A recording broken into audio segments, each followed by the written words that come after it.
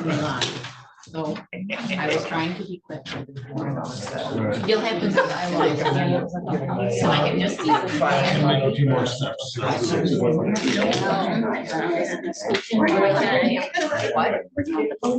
Blend in here. And then probably bring it up right next to the. You stand. Or you want to bring it over here? Wherever they're gonna be. I can turn the camera. Little place there. So when it gets to approve the agenda change. Item B.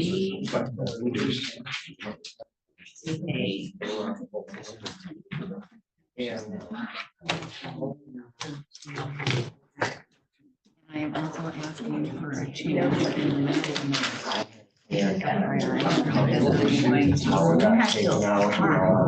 Other motions to describe.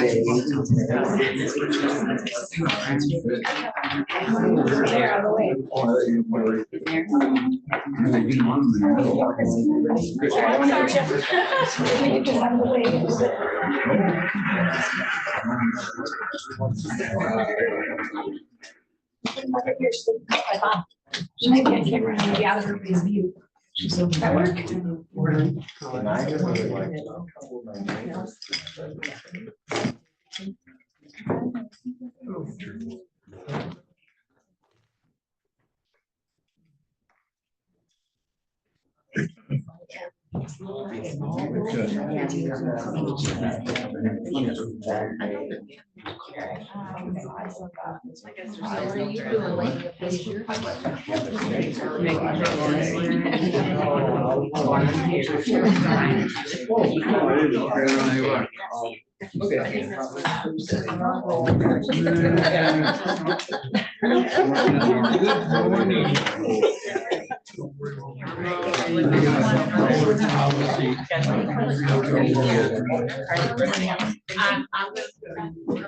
Okay, good. Okay, so they'll actually. Okay. I'll do that one. April's gonna review the BFNA.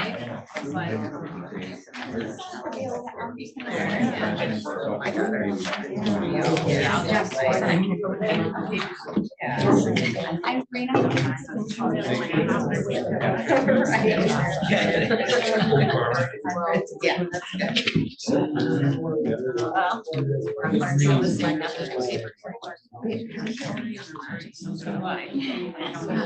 What would I do?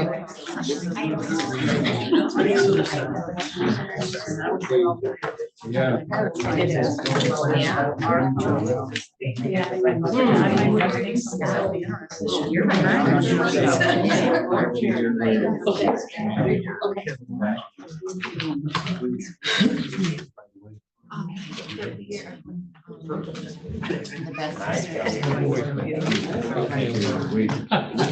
I don't think I want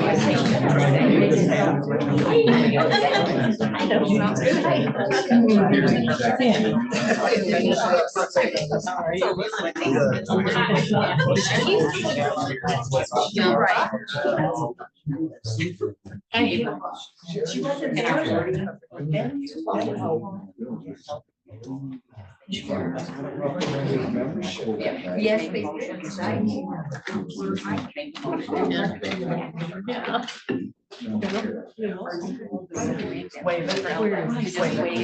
You're making a motion to waive your 30-day waiting period for us to read. There we go. That's the better.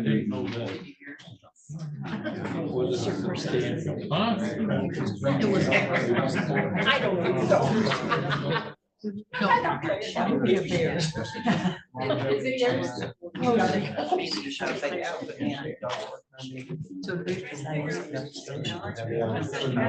Way you just have to. Just on this day, it's the way it is. Yes.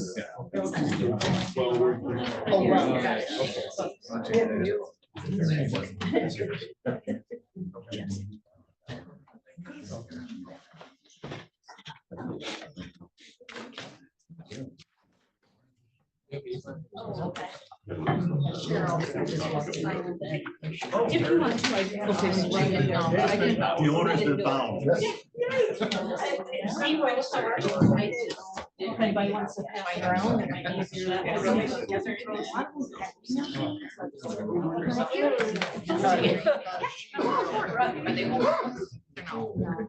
Get two. Yep. Do I have a paper?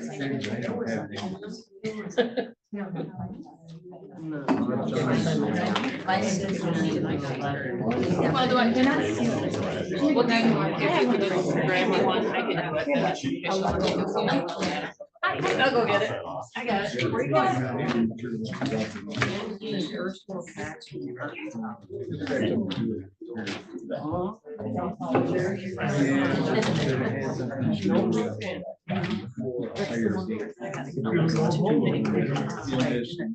And they get cash set aside for them. I know.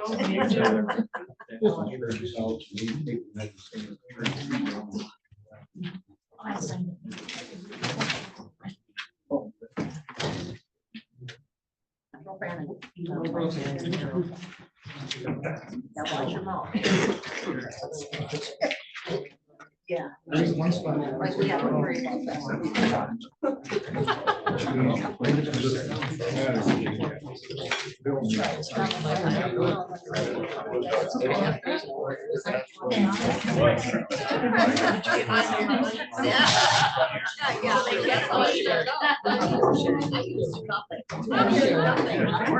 No, it's not. I'm reaching. How are you?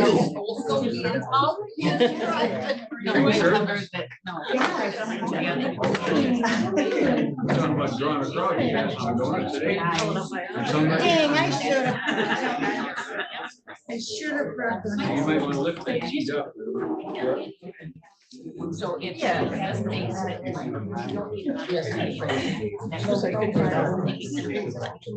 Exactly. So if I could put them in there, but I didn't require it.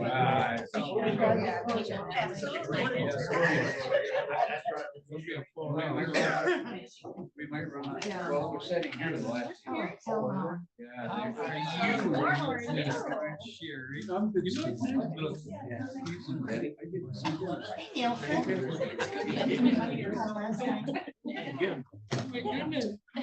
Nice to see you.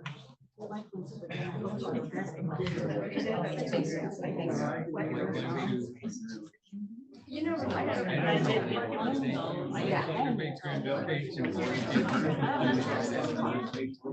left at 5.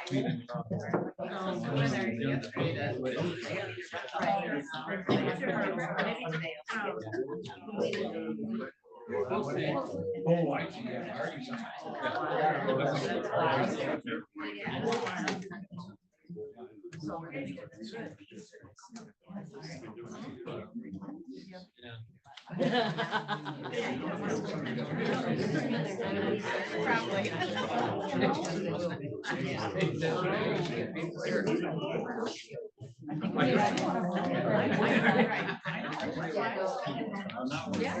I just heard him fall. I appreciate that. Find out. This is the auditor. This was the auditor. I just was thinking, I didn't know. Probably part of it, it's probably. Just to be sure. Right.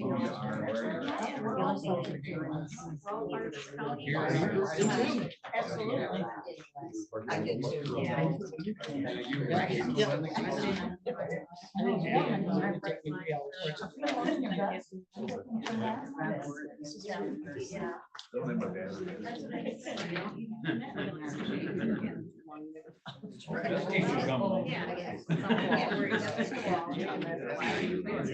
Oh, yeah.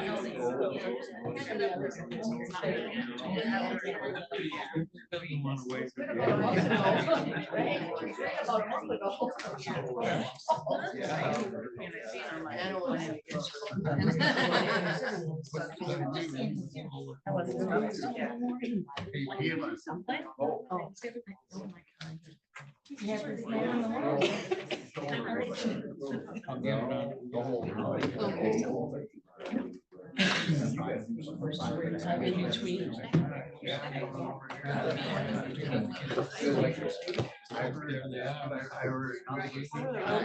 Over your way.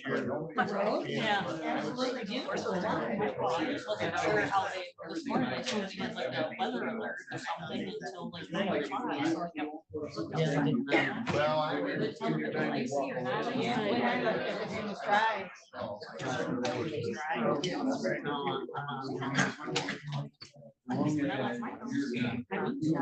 of our concrete it's all dried off. I'll find that out when I get there. It's nice to see all the glass.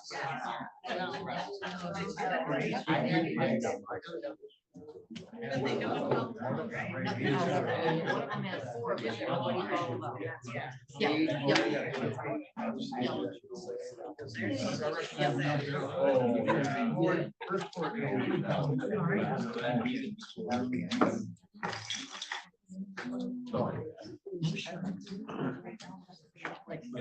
Oh, you can't find it?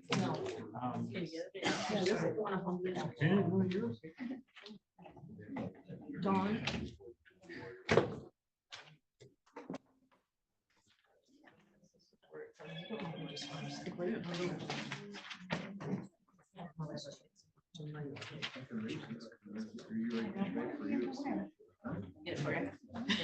I thought I had it, but I don't see it right here.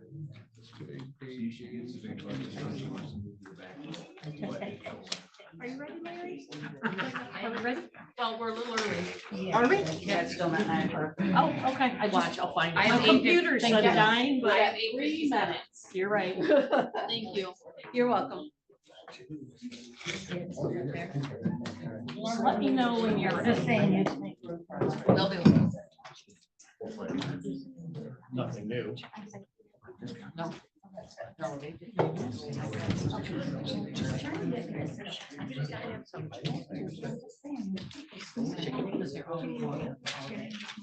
There's a few more chairs over here. I'm trying to get there.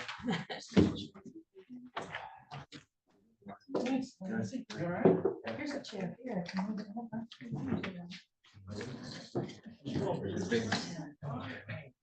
Or infamous, like how you looked at it, we won't go there. You know, someone else spoken.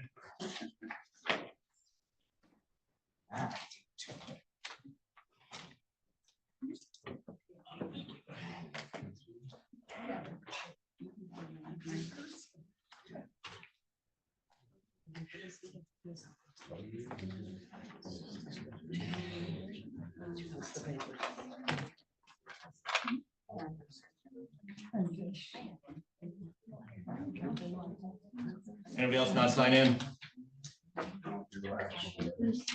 I'll take it. You done with it there? Make sure nobody's in. It's an option.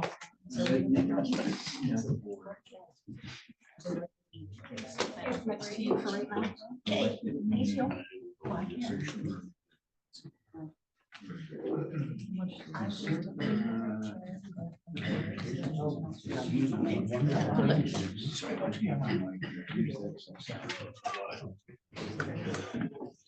Take a comfy chair.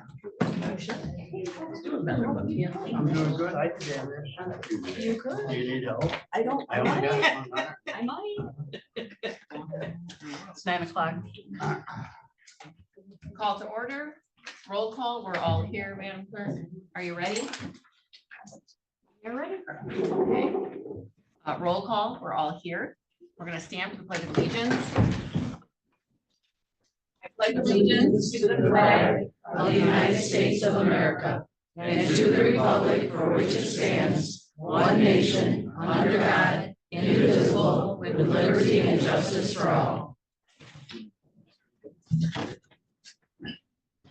Have had one request on the approval of the agenda.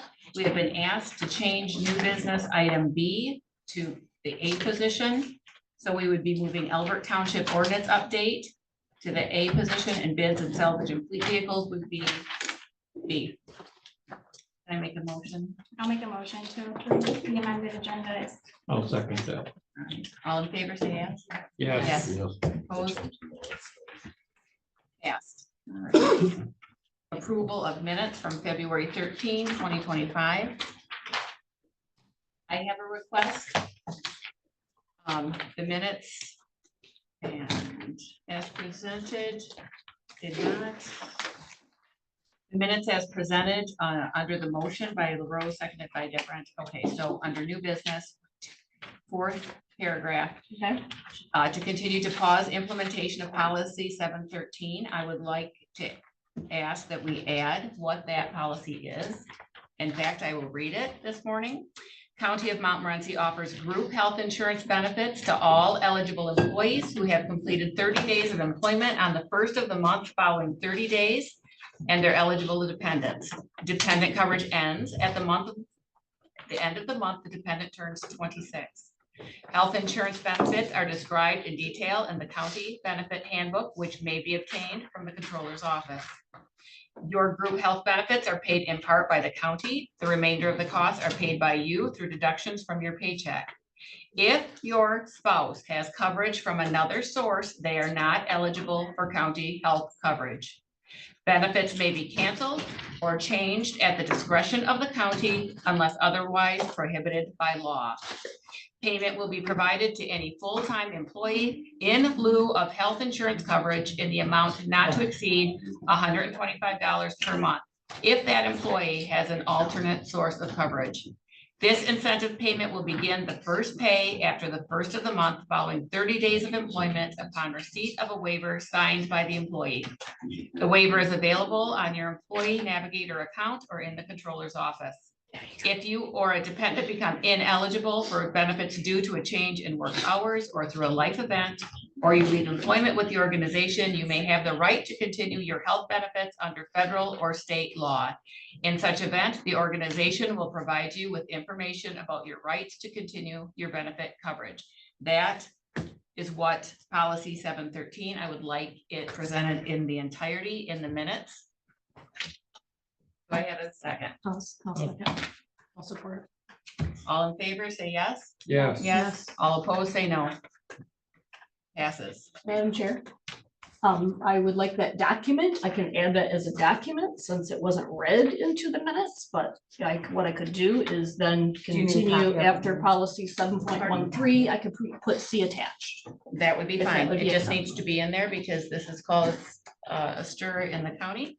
And so everybody should know that when we agreed to allow that policy, that is the entirety of the policy. So it would affect the whole entirety of that policy. So everyone is totally aware. And that is what the decision was. Everything else is conjecture and speculation. Thank you. All right, moving on. So just to clarify, your motion was to accept those minutes with that a document added, Yes, correct? Okay. and we had support and it passed. Claims and accounts from February 14th. Make a motion to approve for claims and accounts February 14th, 2025 to February 27th, 2025. Claims in the amount of $29,452.94. EFTs in the amount of $132,230.40. Desk checks in the amount of $6,503.29 for a grand total of $168,198.63. I'll support. Second. Roll call, please. I had a motion by LaRose. So. Yes, that's fine. Lloyd can second it. Okay. Need roll call, please.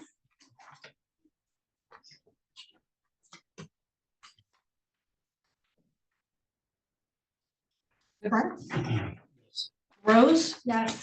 Hamlin. Yes. Peltier. Yes. Hardees. Yes.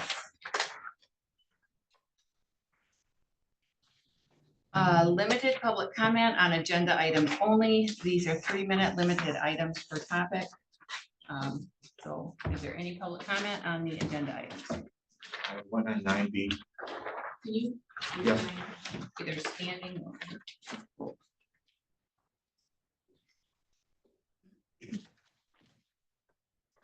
William Houston, Atlanta Senior Center trustee. Discussion on 9B.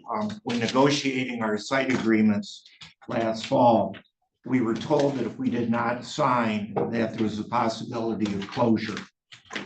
McCullough has gone negative on its last 2 fiscal years, the amount of around $150,000 each year. We've requested monthly financial documents over the last 4 months, and I've been met with resistance. Now I'm told that I have to appear before the McCullough board to actually request these documents. If I have to follow this procedure, so will every resident in this county. I will not beg for these documents. And I believe very much in transparency will equal trust. Thank you. Any other public comment?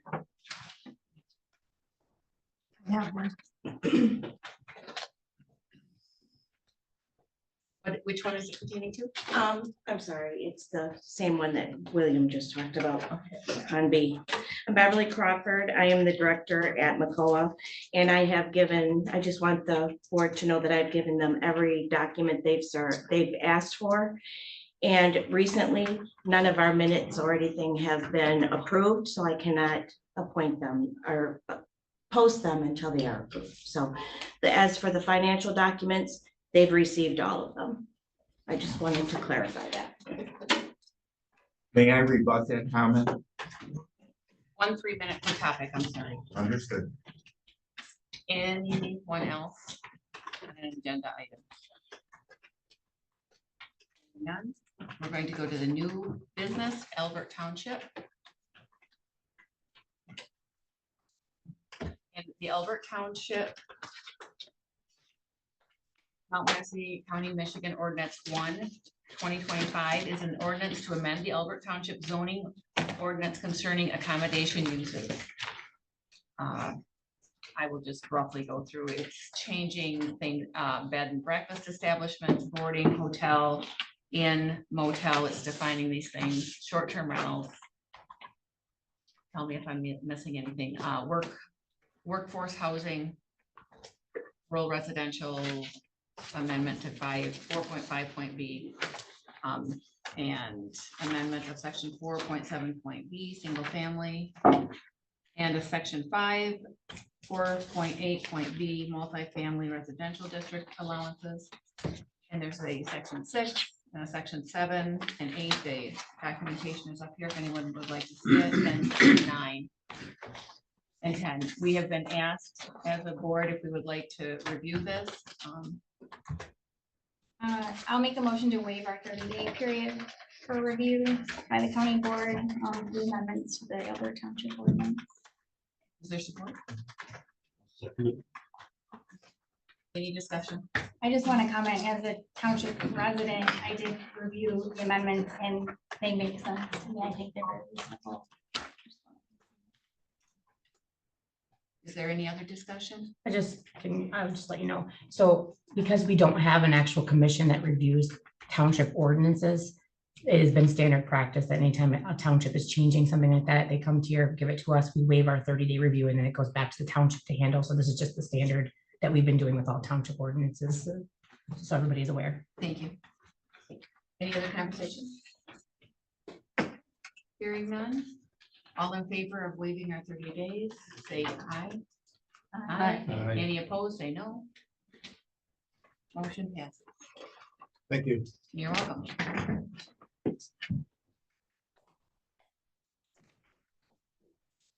Moving on to fleet vehicles and bids. No, bids. Oh, is that the one you're doing? Yeah. The bids, okay. Yeah. Sorry, the old business at fleet. So that's what- Oh, I'm sorry. Yeah, no new business, the bid salvage fleet vehicles. And I will open them and read them. There was 5 vehicles up for bid salvage, and then you have 7 bids that were given.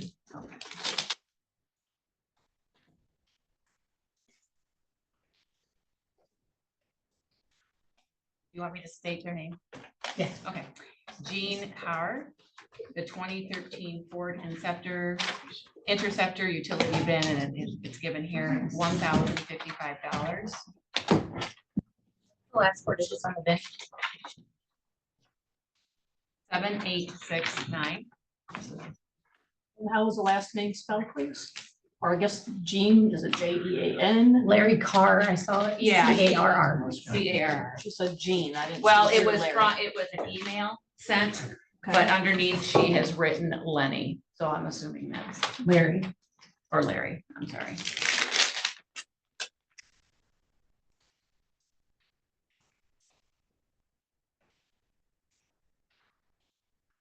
Another one from Larry Carr.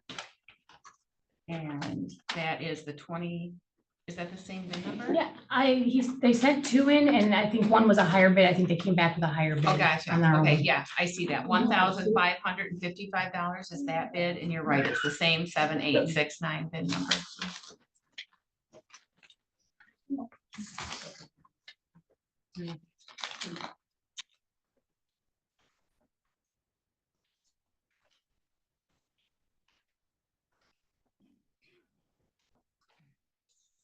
This is from BB Scrap Hauling LLC, 2010 Ford Crown Victoria, VIN 5121, $463.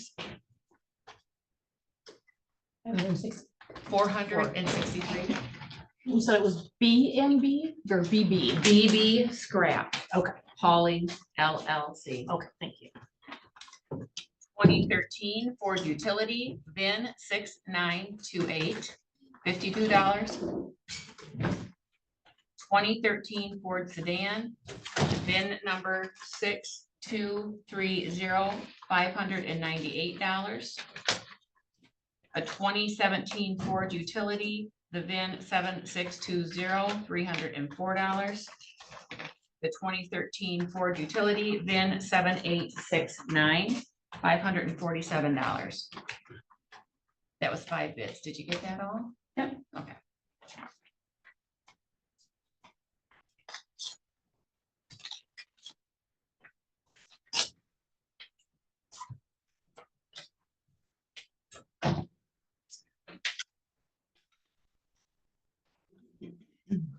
Edward Gooden, You spell that last name? I think it's Godin. or Godin, Godin, I'm sorry, is now.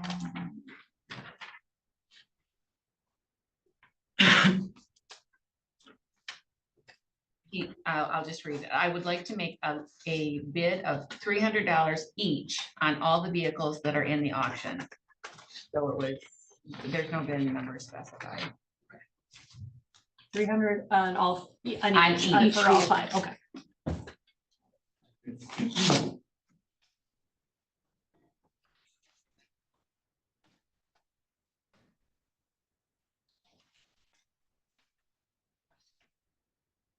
Everett Tillotson, Tillotson.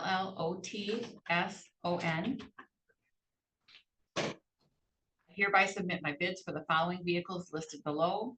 2010 Ford Crown Victoria 5121 is the bid. The bid $459.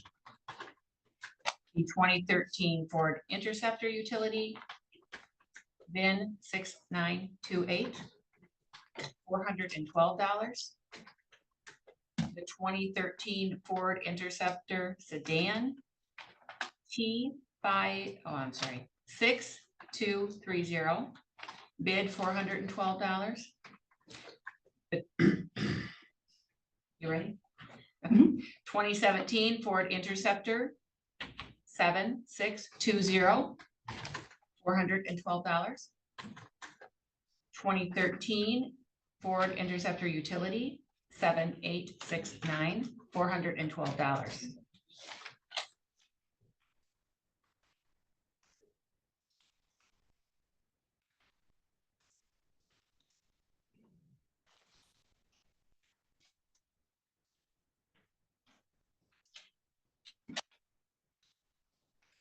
Don Ferrani. You know how to spell his last name? I would like to bid $755 on the 2013 Ford Taurus sedan. The VIN is 6230. What was the amount? 6230.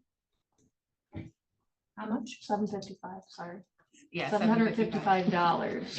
It does say, see Chad Brown for payment if this bid is accepted. So I don't know if we need to add that.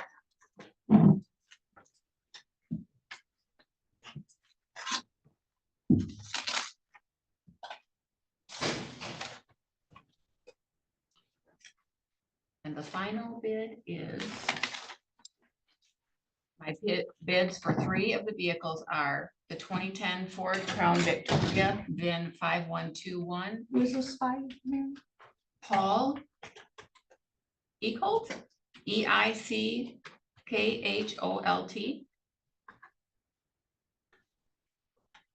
Sorry about that. The Ford Crown Victoria 5121, $476. The 2013 Ford Interceptor sedan 6230, $1,251. 2013 Ford Interceptor utility VIN 7869 at $1,251. Or Michelle, that I wrote those down, those are handwritten. I like you confirm those amounts. 476.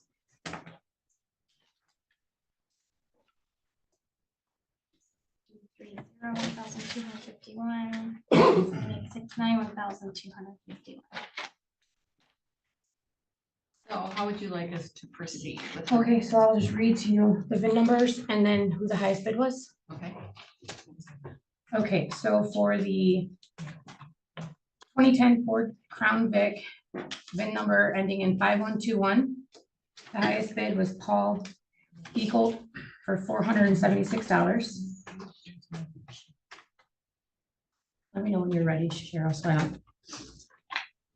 Okay, on the 2013 Ford Interceptor utility VIN, last 4 VIN of 6928. The highest bid was for Everett, and I didn't get the last name, T, Tillotson. for $412.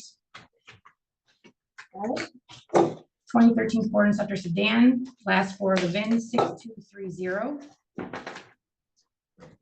The highest bid was Paul Eickolt for $1,251. Say that one again. $1,251 for Paul. Okay. 2017 Ford Interceptor utility, last 4 of the VIN 7620. Highest bid was Everett T for $412. And then the 2013 Ford Interceptor utility, last 4 of the VIN 7869. The highest bid was for Larry Carr for $1,500.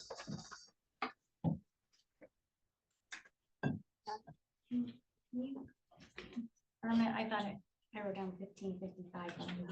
Was it 1555? I That's thought it was what I 10. had. Oh, Sorry, I might have had that wrong. The Maybe first one I- was 1050, and then I think the next one was 15. Here, let me look at it. I have Larry. I Of course, too. Last 7869.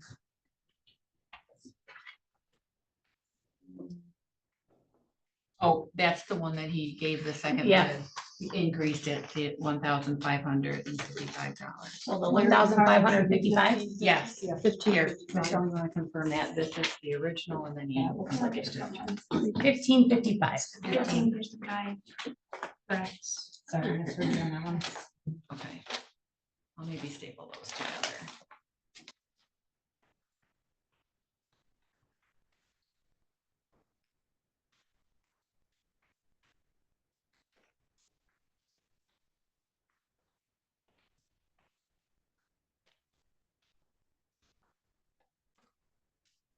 Probably need a motion to accept those highest bids. Everybody has all the information they need. Yeah.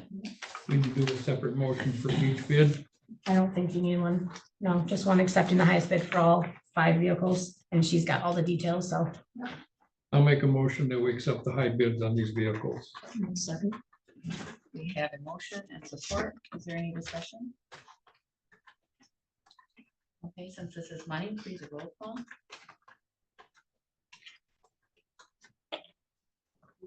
LaRose, Yes. Hamlin. Yes.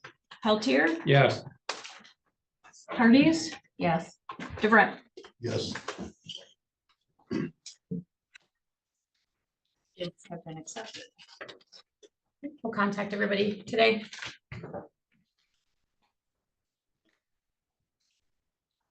The fleet update. under old business A, that is what we had waited last week. That was that totaled vehicle. Deciding if we want to total that vehicle or take it back and fix it. And then since it was totaled, we'd have to get a Michigan State Police inspection for it to be eligible to be back on the county insurance. Is there any questions about that? Anybody wanting to make a motion on that? Did you want me to just advise, one of the questions that we postponed for was reaching out to Myrma to find out what the process of having it recertified, and per Chris Katona through Myrma, once it's repaired and roadworthy, it can be added back onto our fleet insurance. So there's not a concern as far as whether it's reinsurable or not.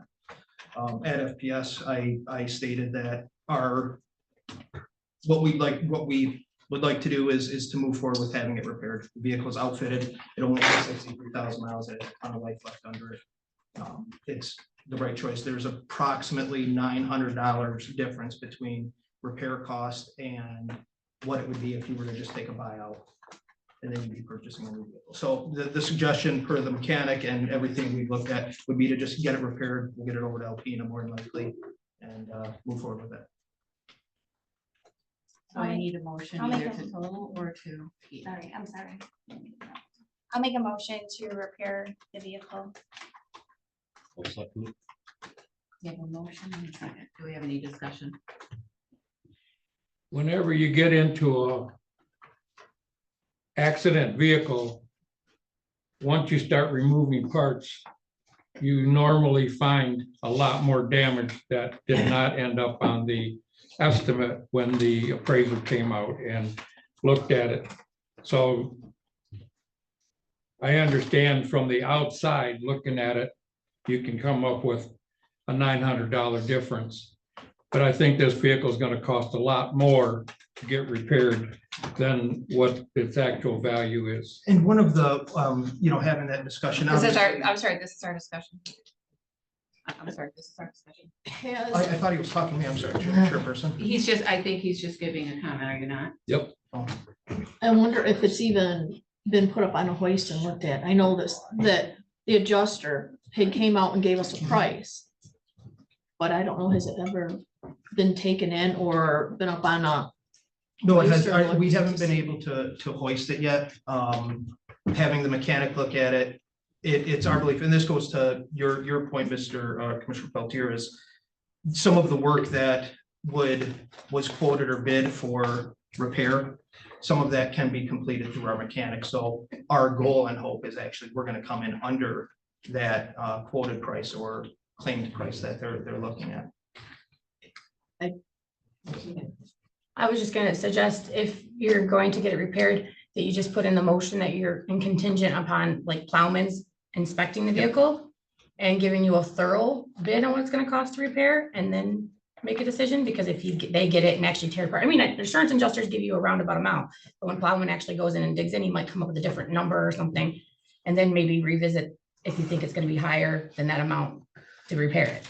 Would be my suggestion. Right. I agree. There's no reason to move forward with it. If there's something that's unseen, I don't disagree with that. I do have a question. You said the mechanic might do some repairs. Correct. What repairs were you thinking? Well, some of them are more mechanical, so that replacing the radiator, replacing some of the equipment that has to go back on, maybe the brush guard, things like that, things that the garage would bill us for, just having our mechanic potentially do that to save those labor hours. My only concern is we're still waiting on a couple of our cruisers. Yep. So what is that gonna push that back if we? Well, I guess it would, everything's gonna be timelines. You're correct. The new vehicle that's been worked on is hopefully by tomorrow, beginning of next week, will be in the mix. And then the new one, the second one, will start getting set up at that point in time.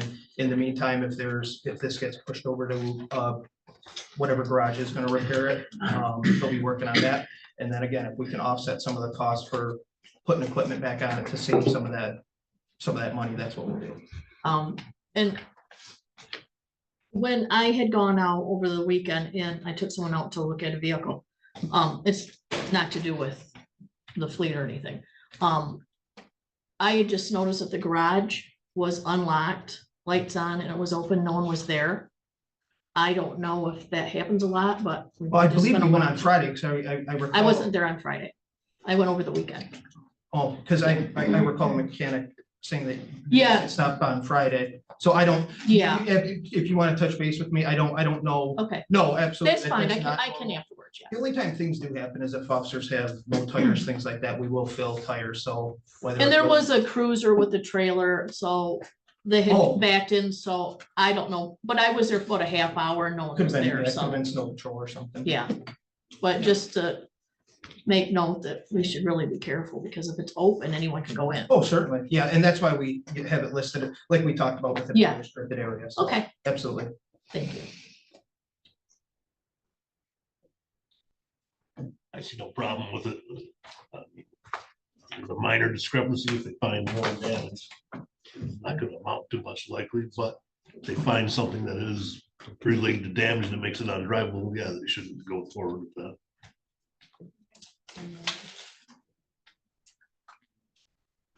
Okay, so the motion on the table is that we will repair it with the caveat that it'll, when we take it to Plowman, if there's any additional work that needs to be done, we can reconsider. But basically your motion is to keep the vehicle in repair. My motion is to keep the vehicle in repair. I'm willing to amend my motion to, with the caveat, if it exceeds the expected amount by, say, by more than 10%.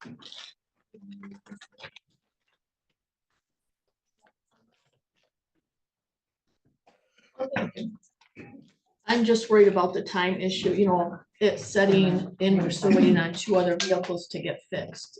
Or, not- or yeah, or sitting there to be, to get fitted to be put out on the road. Mary, So, we need a second to our amendment first. okay. Ron, are you agreeable to the amendment? Yeah, I'll second that. Okay, it continues. Yes, I was just worried, you know, if we do this, how long are we gonna be without that vehicle to get fixed? Because we're already waiting on the 2 that need to be fitted. So I don't know if we can try to put some time frame. And Yeah, it's, and I, yeah, sure, and Yeah. the lion, I mean, obviously, the lion's share of this is gonna be bump and body. So we're not gonna do it. Okay. It's gonna go to garage, and that lion's share is gonna be, you know, bump and body. can they work. put the rest, let's say if it's Potentially, parts- yes, and that's, you know, Okay. we have generally good relationships with the garages as they do, you know, a lot of our car dealers and Yeah. things like that. So, you know, if they can help us out, they do. So we've been fortunate with the garages we participate in. So we can work with them or they can work with us if we need to get parts. Specifically for the cruiser, they can put them on if it's a Certainly, time certainly. constraint. Yep. Okay, And yes, yes. you're okay. correct. So you said 10%, not to exceed 10%, so that amount would be $17,091.13. Do you just want to put in a blanket amount if the repair exceeds a certain amount to make it a little easier? A blanket amount. Well, like not to exceed 16,000, not to exceed 17,000, rather than 10%. so she can have an actual number to put in the minutes. Yeah, I mean, I don't know what is the 40 kilowatt number and give a little bit of flexibility on The it. I original, don't know. Bid is, the original estimate is what? So 15 or 16. So the estimate to repair was $15,537.39 from the appraiser. And the amount we're getting back less our deductible from Myrma is $16,750. Do you want to use that amount as not to exceed the expense on that, or?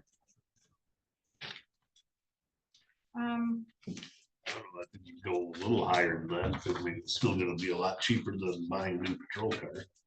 We have 2 new cars that are not on the road yet. We already Yeah, have I'm 2. just saying, if we scrap this one to buy another car and replace it. Well, we do have one to replace it. We have 2 sitting now in the process of being fitted. We've had them since November. Taking one out of the fleet then. I guess Scrap it. yeah, I would be willing would be to good. maybe amend it to a cap of 17,000. Just give it just a different number, Okay, does everybody understand the motion?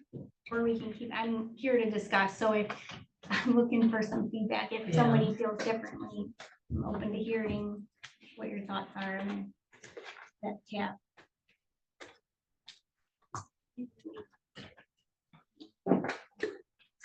Well, I understand you're talking 17,000 for total Well, repairs. she suggested a flat amount instead of saying a It's plus easier. 10%, and that's easier. I'm just looking for input from the board as to what. What was the other 16 what? Oh, the 16,750 was just the amount we're getting back from Irma for them. Okay. For it being total. Yep. That would be The two options were 16,750. And, or we take the four, actually, I take that back. That's if they kept it and they salvaged themselves. If we're gonna keep it and not salvage it, we're only getting from them $14,640. So, and we're throwing a lot of numbers around, for us to buy it back and repair it, we get that, as the controller stated, the 14,640. So that's how much we get back to repair it. The estimated repair costs are the 15,537. That's an $897 difference from what we'll receive from Irma to what projected repair is. That's what I was speaking to. Okay. So from projected repair to what we'll be getting from Irma is approximately $900. So the intent of my original motion was the amount to repair plus 10% is where my head was at. So if that's the 15, which I thought was that 15,500 and some change. Which comes to 17,000. It's just over 17,000. No, the 15 repair. All right, well, we need to vote. Okay, with the 17,000. I don't know if that was. Right now, you have a motion on the floor to repair the vehicle not to exceed the expected amount of repair plus by 10%. Okay, so. And we're gonna put that. And we had support. A cap, you'd put it a cap at 17. Right, we have this, so let's do a roll, so everybody understands, so if you vote yes, that means we're keeping repairing with the caveat, if it tends to be more. No vote is, we will, Get rid of the vehicle. yeah. Roll call, please. Well, any more discussion? No. Okay, roll call. Let me just clarify. So would it be appropriate then that I could put, you have 10%, I could put in parentheses your cap of 17,000. Go up all in line with your 10% that you were. I don't think. Or are that- those I two don't gonna think the contradict each other? 17,000 Was seconded in the motion amendment. So Okay. But the 17,000. Yeah, I'm okay either way. I mean, it's you supported. it Basically first. $1,000 in the county roughly. Yeah, maybe did a you little more support or less, that? so yes, I second. Then yes, sure. So it would be appropriate, I could put in there in parentheses after your plus 10,000, that the cap of 17,000. So your motion basically is that you're gonna motion to repair the vehicle, and if it exceeds the expected amount of the repair plus 10%, parentheses, cap of 17,000, then reconsider. That's what I have. Is that Correct.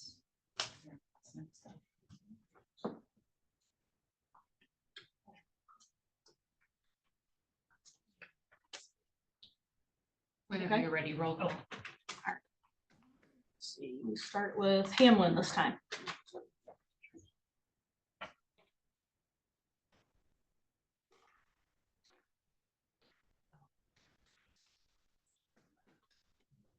I know I'm thinking. Sorry. Say no at this time, no. Peltier, No, Ardies, No, Yes, LaRose. Yes. motion fails. Can I, Bacoa update?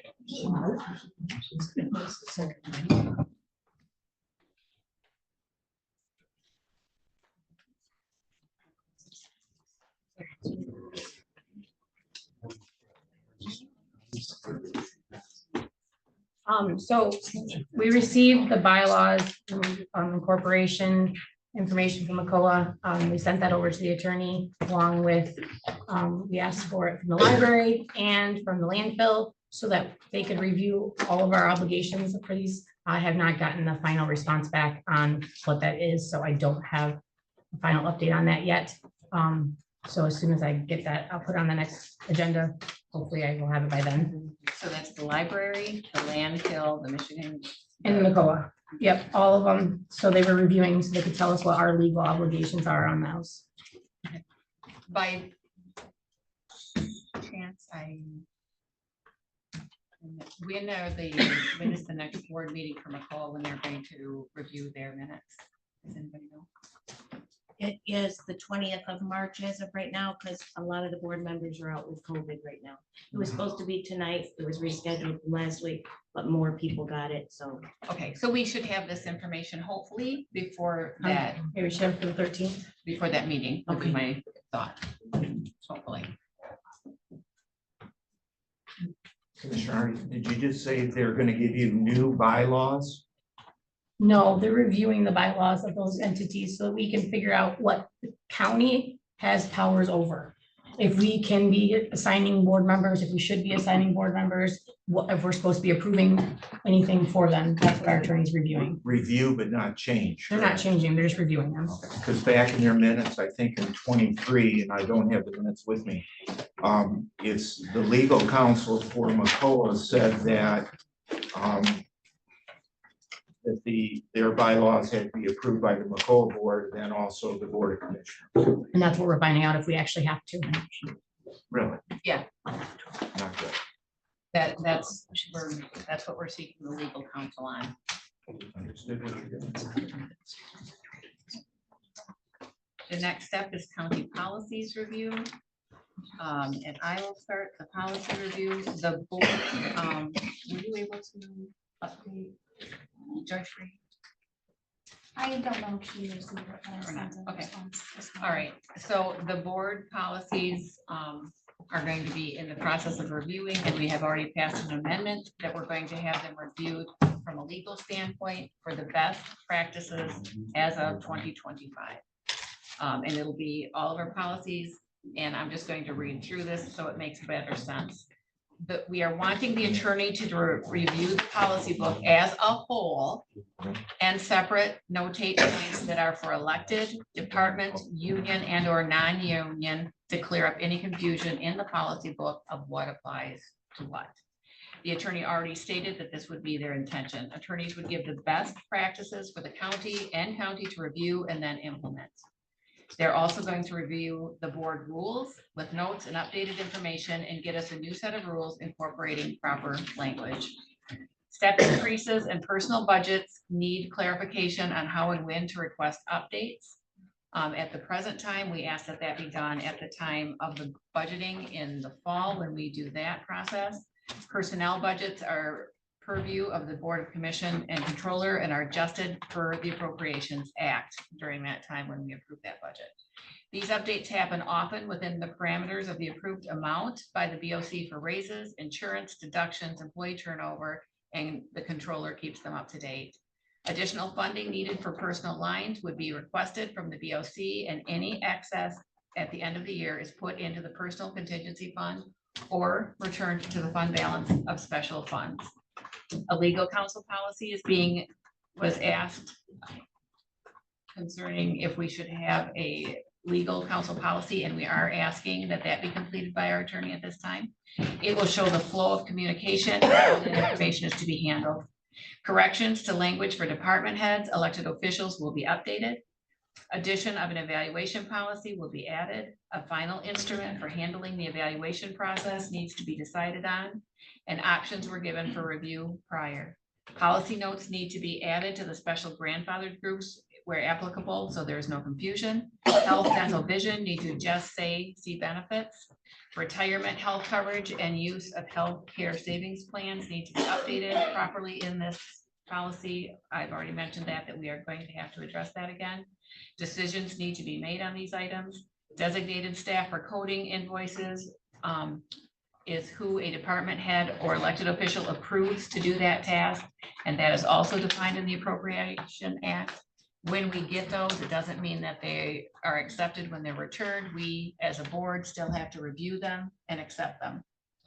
So if there have been elected officials that were not present at the meeting that was held, I can't remember the date, February 20th, they're still able to, submit, I suggest an email in writing, because we have not sent them off yet. I'm hoping we got more information again last night, and I'm sorry, it was an email that was received late, and I wasn't able to review it. I'm not sure if the rest of you were able to review all of them. So we're probably not going to send that off. Let's discuss when we send those off on the next meeting, if we could. That gives us 2 weeks. Does that sound doable for the review? Okay. And we still have the final say on the policies that go into effect as a board. That's our governance. Any questions? Okay. Sounds good. Michelle attended the meeting.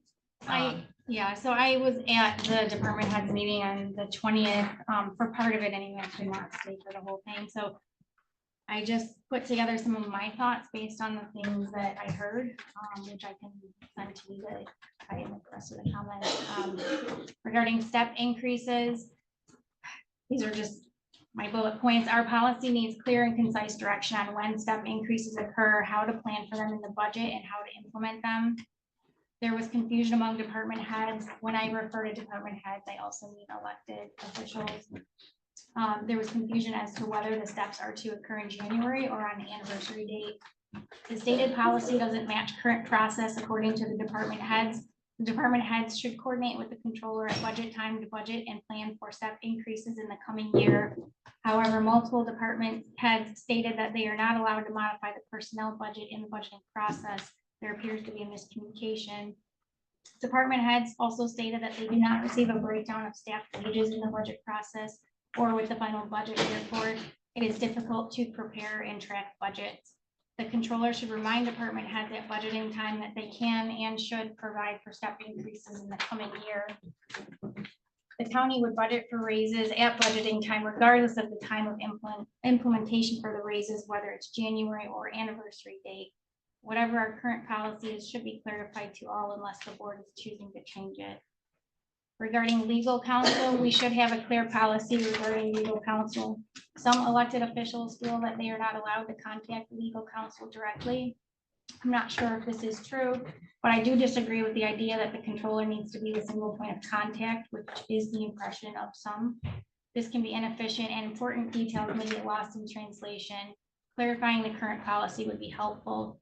Some restrictions probably should be in place in order to keep the legal counsel budget reasonable. I would expect or think that staff should not reach out to legal counsel directly and would go through their department head. I believe the policy should indicate that legal counsel represents the county, not any one individual. Regarding elected policies versus county policies, I learned at that meeting that most, if not all, departments have their own set of policies. Legal counsel should be able to provide advice as to what policies are required as countywide versus what policies can be department specific. And then there are some electeds that have provided feedback on this, which should be passed on to legal counsel for review.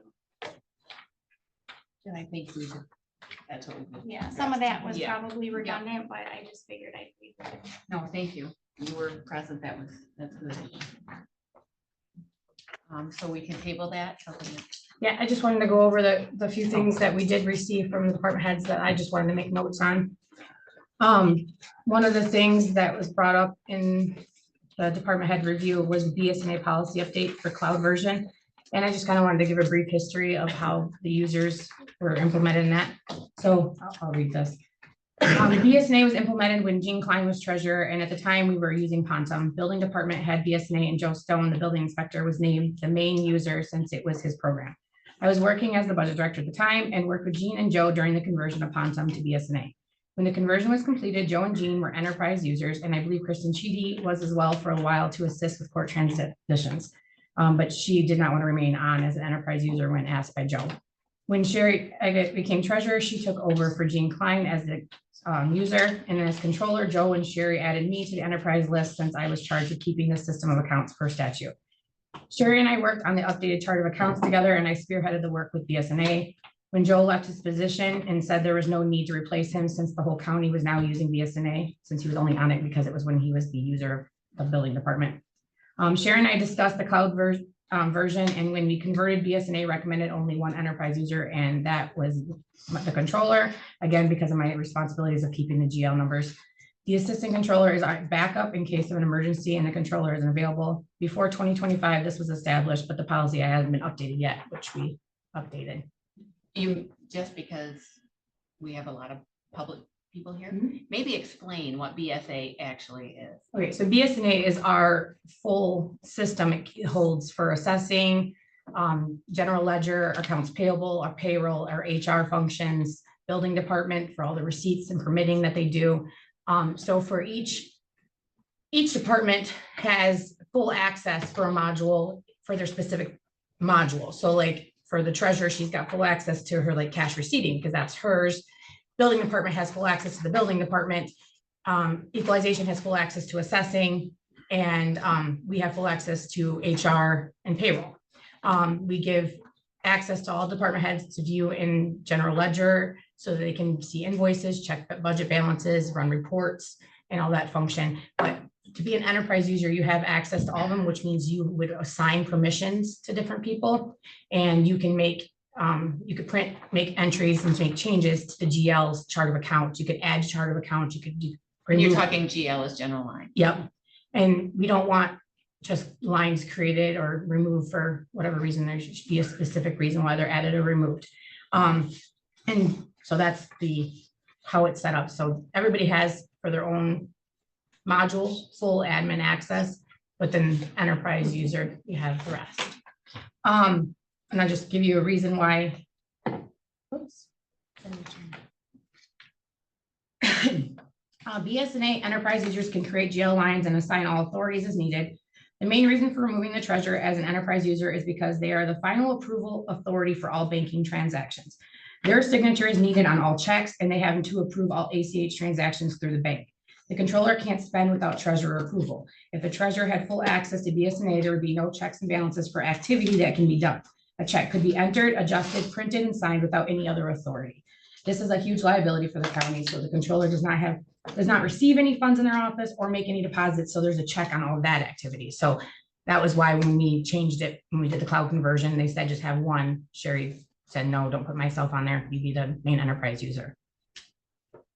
So that's why the policy is updated the way it is. And then each module, so like assessing, for instance, they can choose who they want access to that module. That's up to them. They have those permissions. Building department, the same thing. They have electrical inspectors, mechanical inspectors, and our building inspector. They get to choose who has permissions and access to that. There are, because we're in the cloud, some shared functions like our GSI maps between building and assessing and things like that. So that's how that policy is put into place. There's questions on that.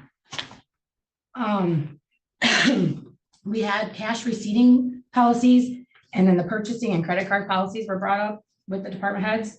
And I'm just going to give some notes on that. As a local unit of government, the county is required to abide by the state's accounting procedures manual. How cash is receipted is detailed in this manual precisely. It also states the requirements on internal controls and segregation of duties. We are audited annually to follow these policies, and we have prior communication from our auditors about some issues they saw in our county regarding purchasing and credit card use. The policies that are currently approved were put into place due to this information. So my suggestion for recommended purchase policy is that we keep the policy as it is, but we move purchase orders to the controller's office instead of the treasurer's office. There has been confusion with this process, and I believe eliminating the middleman would help cut out the confusion completely. If a department needs to purchase something over $1,000, they will submit the request to the controller's office. The proper steps will be taken to make sure it's allowable and within the budget parameters. The controller's office can check with our purchasing contract through Staples Advantage for better prices. Most of the time we can contact our representative and they will cut our costs on a product exponentially and apply it to our account. Anyone can view products on staples.com and send the link of what they are looking for. I'm going to talk to our rep about a generic login that we could give to all departments so they can access the Business Advantage account. Granted, those prices, sometimes they're not on there at all. Sometimes we can get them cheaper, but at least they would have the same product list and view it. And I think there's a function in there where they can actually add it to the cart with the GL line they want to use. And then it would get sent to us for approval to purchase the order, and we can get final discounts on it if we can find it. So I'm gonna talk to our Staples rep to see if we can get a generic login for that.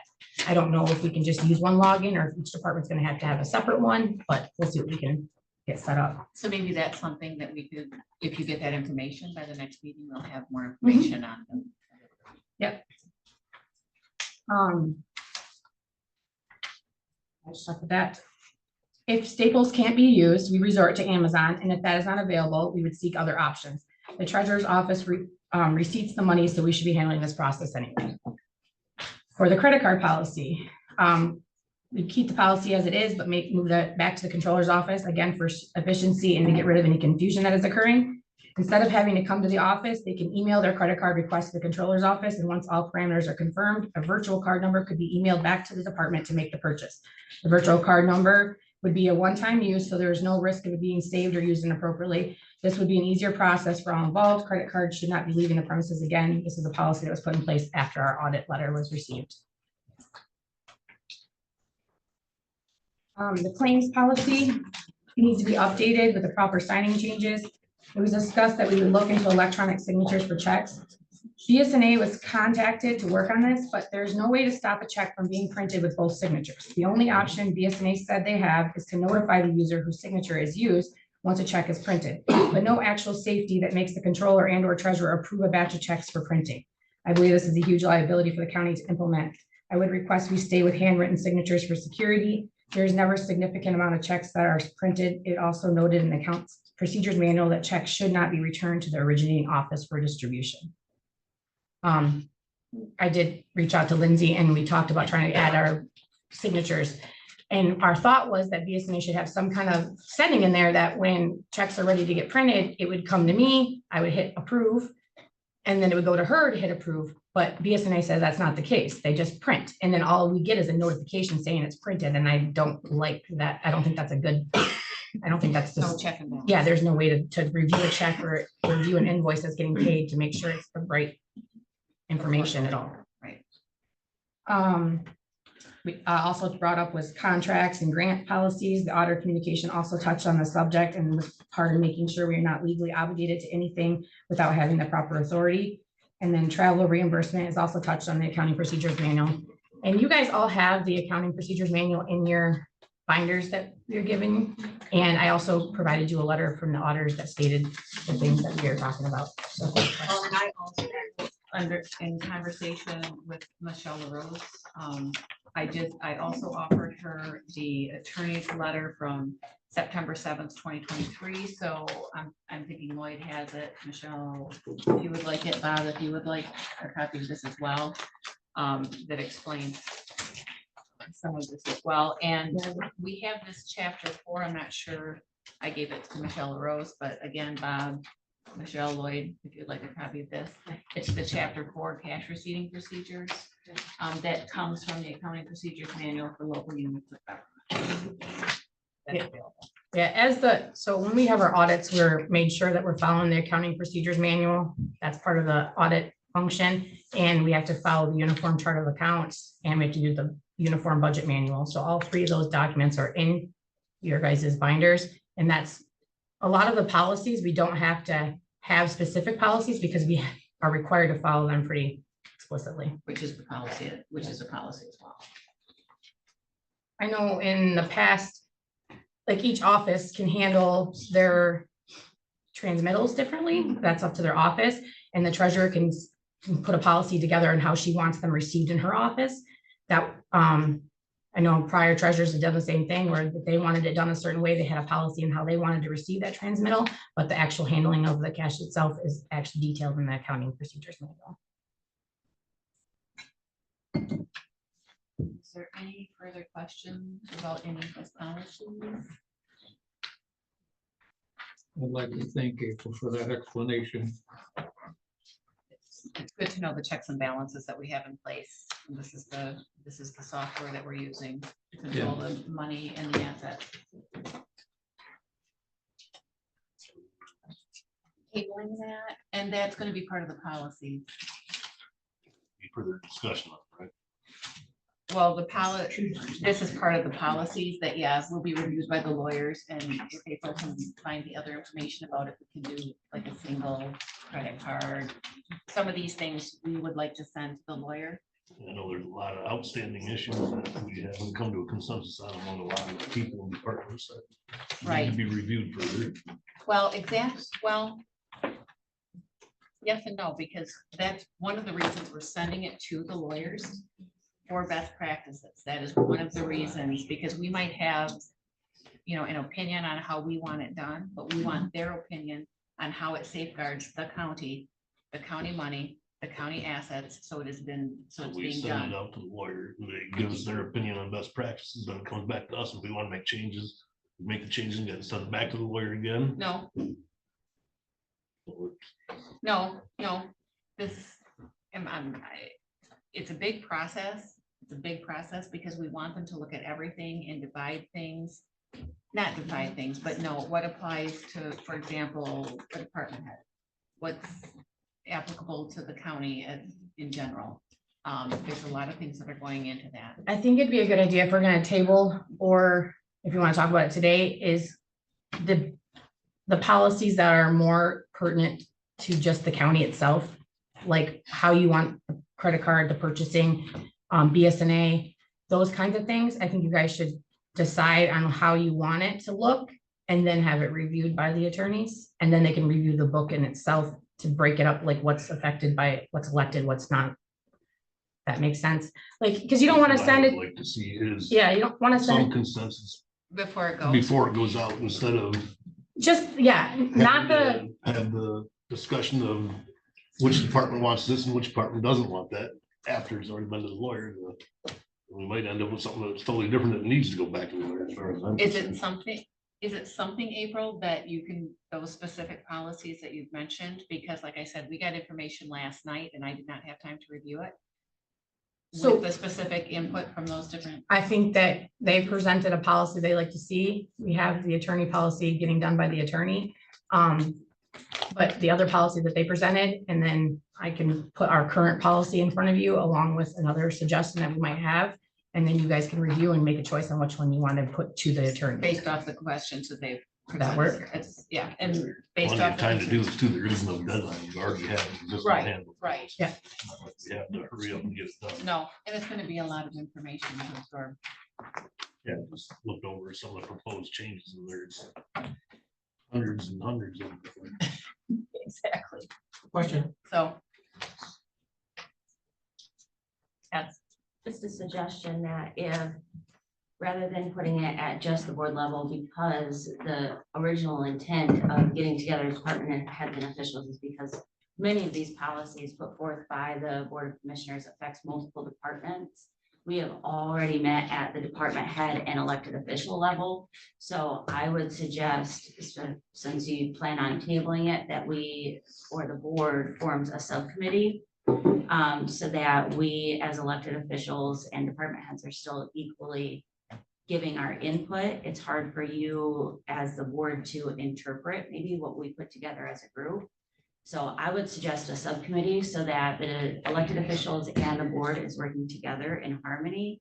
And then sending one final recommended product to the board to then approve and send to the attorney for their final good graces.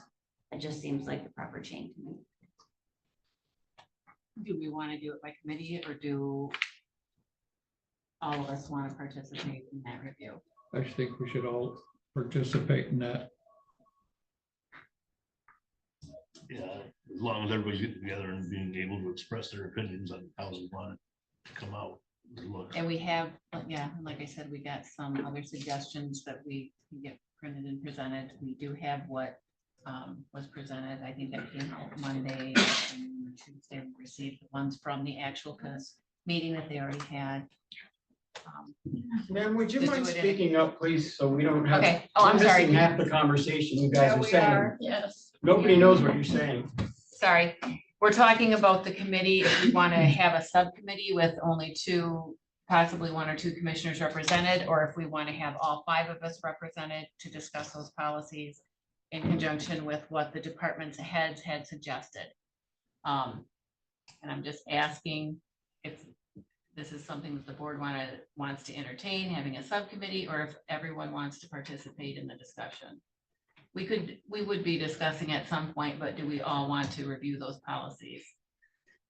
I guess if there's a subcommittee, I'd be interested in being on it. So if all the board members feel the same way that they would want to be on the subcommittee, then I know, think I that would is like, that everybody yeah, probably exactly. wants It's not gonna work. to be involved. You'd have to have a special meeting or something. Yeah, Because if all of you together, you gotta come. right. I think a special committee, or I'm sorry, a special meeting would also be acceptable from the elected officials and department heads. Just another way for us to have a good professional conversation, all people in one room again. I think Do we we- would at least be open to that. We could look at possible dates. We wanted to do I'm, a I'm special. fine with that.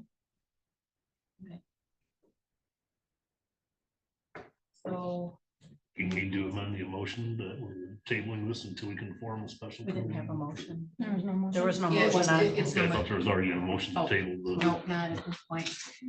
But we can look at meeting times and dates and maybe look at that for the next month when we would want to do that. If there's dates or times, I would prefer an evening one, to be honest with you. The evening would work. Evening would Best work for better me. for What you. week are we looking at wanting to check for dates? I don't have my. work Well, open. okay, so, after our next meeting. After the. Well, yeah, because I don't think in the next 2 weeks, I know in the next 2 weeks, I'm not available. Probably with everyone else.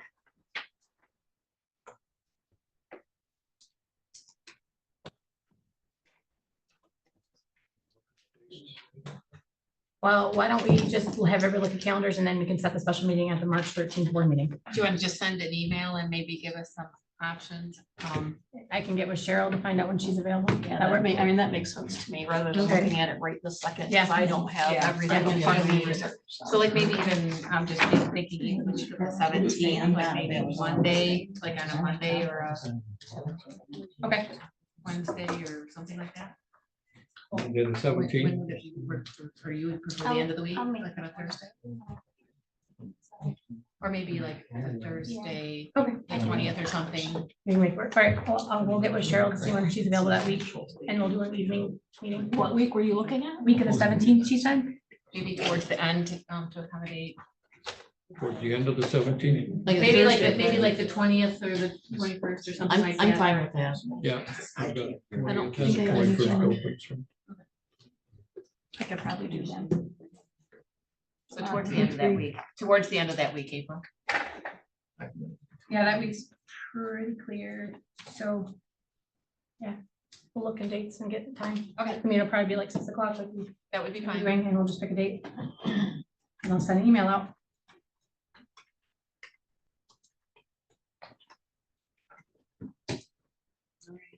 So county department reports, the controller report. We already kind of went over policies. I'll just give an update. At the last meeting, we talked about the new Earned Sick Leave Act that got approved last minute. There's still some things I need to review on that, but you may ask me a question about the limit on 72 hours. And yes, you can make a higher amount if you choose to. So if we want to change that, we can change that, but I just wanted to let you know. But I'll let you know any other updates after I get time to go through all that to get it implemented. The fiscal 25 MVAA grant, there was a reduction in that.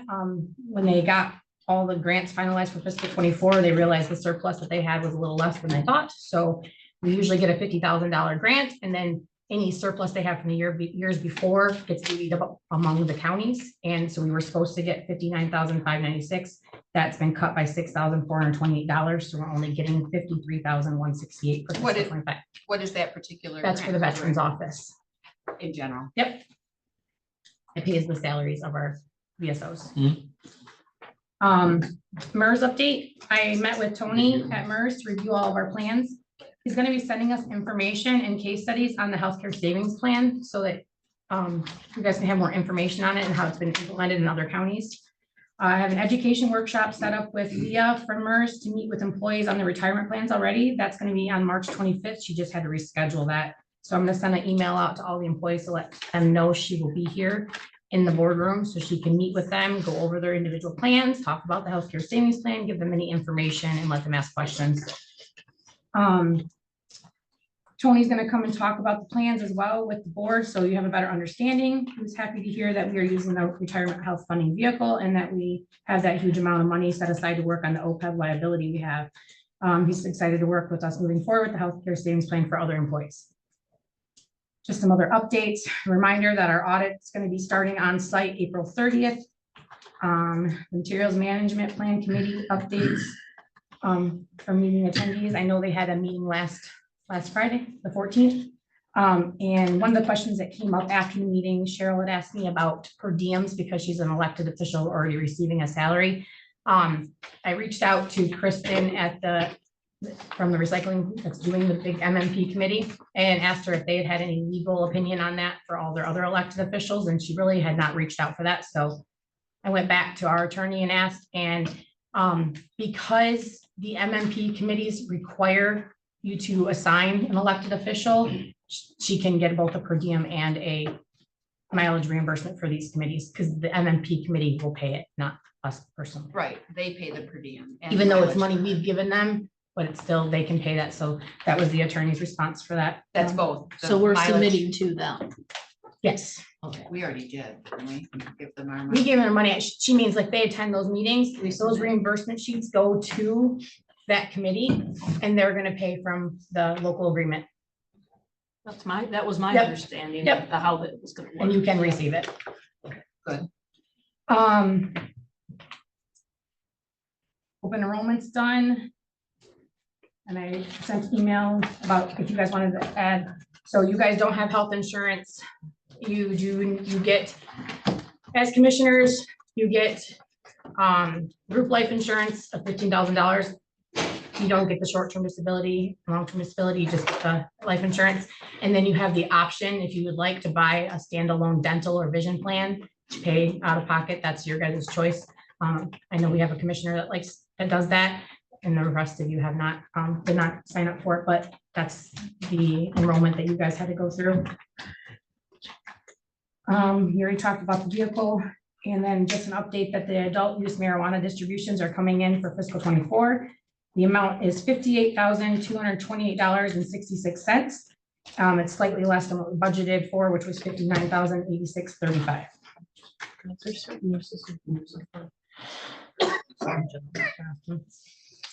So after, I'm sorry, what was the question? I asked her if there were certain usages that you had to use that for, kind of like the opioid money that you had to use. And she said, no, it just goes in the general fund. Sorry. after No, thank you. conversations with Matt, for our attorney, it was discussed at finance meeting a couple times, and I think among board members, just to have a conversation, kind of a board training. And Matt suggested that at the 13th at 3 o'clock, he would come prior to the board meeting. And it would just be a meeting with the board members. It's not subject to Open Meeting Act. It's via board training. I talked to Mary and I said that we could invite department heads and elected officials to come in and sit in on that training so that everybody's hearing the same information. So you guys, then after he does his presentation and gives you information, then you guys would have a time to ask him questions about certain things about the county, just to get a better understanding. So he was gonna come and do that on the 13th at 3 o'clock in the boardroom. Sounds good. Everybody want to write that date down? March. Same as our board meeting. Right, it's just earlier. I know it might conflict with one of your meetings. Not on the 13th. Oh, good, No, perfect. the last one is one at the TBTA. Oh, okay, very good. Thank you. It's March the 13th at 3. And then the only other, Were you able to find out if we could get Lieutenant Castro to talk about the? I haven't got the confirmation on him, so if we can, Lieutenant DeCastro had talked about before coming to the board and kind of giving you guys a presentation and letting you know more about the EM program. So if I can get him to come for 4 o'clock or so that day, so he could also piggyback on that training to kind of give you guys that same update the same day. So I am working on that. Should we mention that the EM that Alpina approved, we have approved, so we're waiting for the finalized Yep, we When is it have. gonna be posted, I guess is my question. Yep, we're posting it. We're supposed to post it Friday, so we'll have it out there. Jesse and I touched base yesterday and we were combining our job descriptions and also have a contract to review that we got from Kalkaska County. And we would send that to the attorneys to make sure, but Jesse's supposed to have me his edits and questions today and we'll go over it. So the posting will be from February 28th through, That's the plan. through. We'll probably do 2 weeks. The only other thing I have is just that we're gonna add on the agenda from the 13th meeting is, it was a request about step raises. We didn't do any for fiscal 25. So we talked about it in finance. And we have a list of individuals that could go for step increases and just to review how much that would cost. So that's gonna be added to the next board agenda. And in the process, you'll see how those monies, where those monies would be pulled from. Yep. That's it for me. Sure.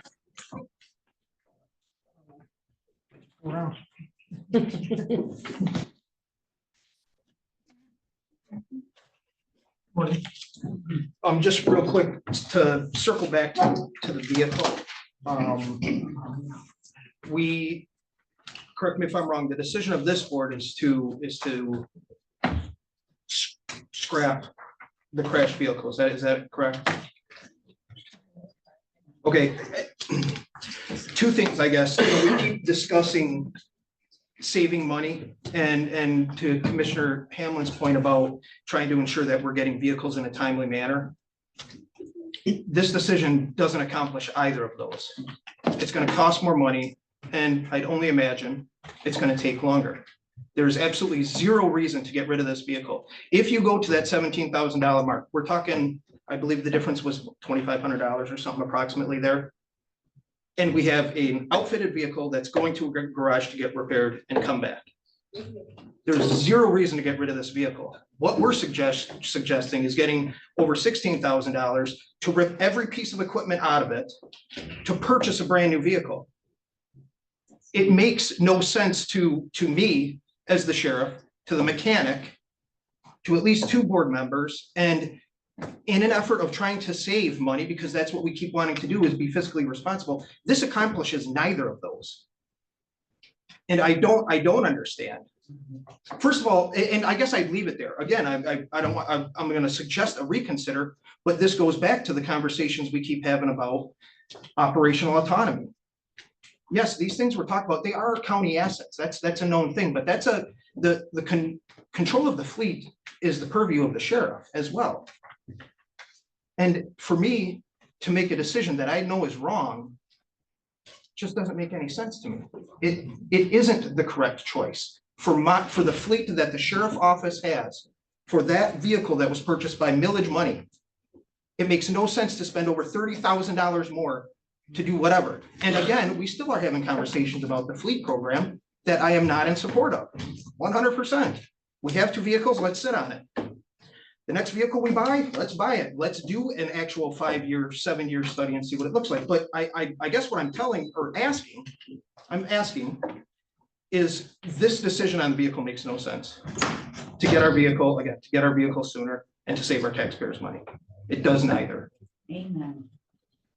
So We have two vehicles. I understand that. That we have purchased You're and correct. received in November, and they have not been done yet. Maybe instead of sending, they're still not on the road. correct. Those two brand new vehicles that we are. That have been here paying since for November. It's been have said not been multiple there, times. I multiple understand times.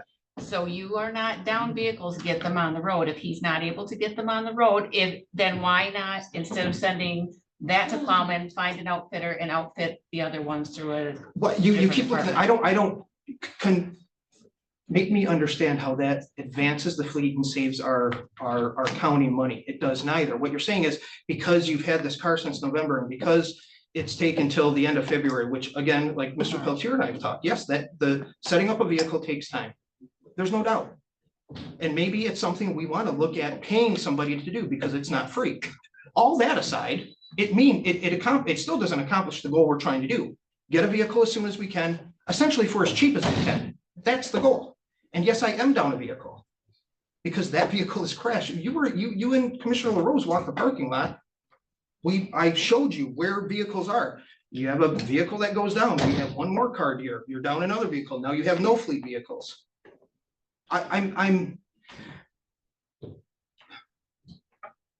We've talked about a lot of things recently, just in the first couple months, but even before that, about the whole collaborative part.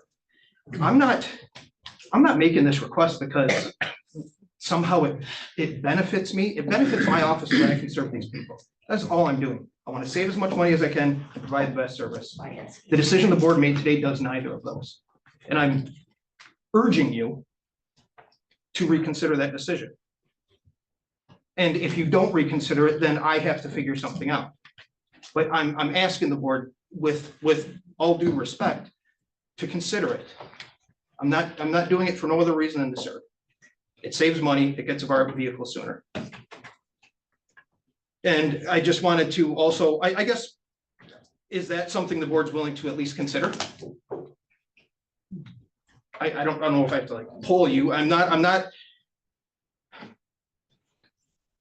a point where I don't feel like you're supporting the wishes of the office, and I'll say it out loud. Obviously, there's discussions, and I don't hear anything. Ms. Hamlin brought up a fabulous point of, what's going to be the quickest, and I agree.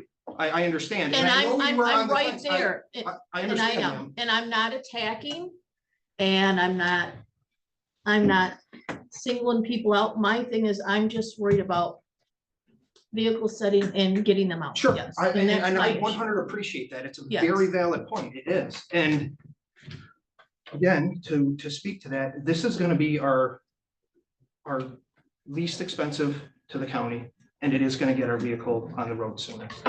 So I'm asking you to reconsider it.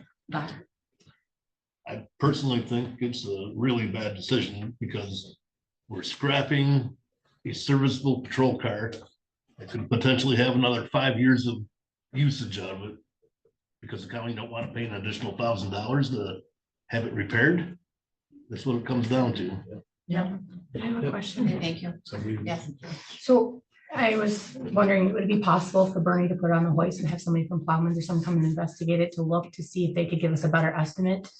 That way you have an idea how much work it is, because if it's gonna be maybe less, then maybe you could get it fixed for less or. Well, the goal is always going to be fixed for less, and that's what I was speaking to, with the relationships with the garage.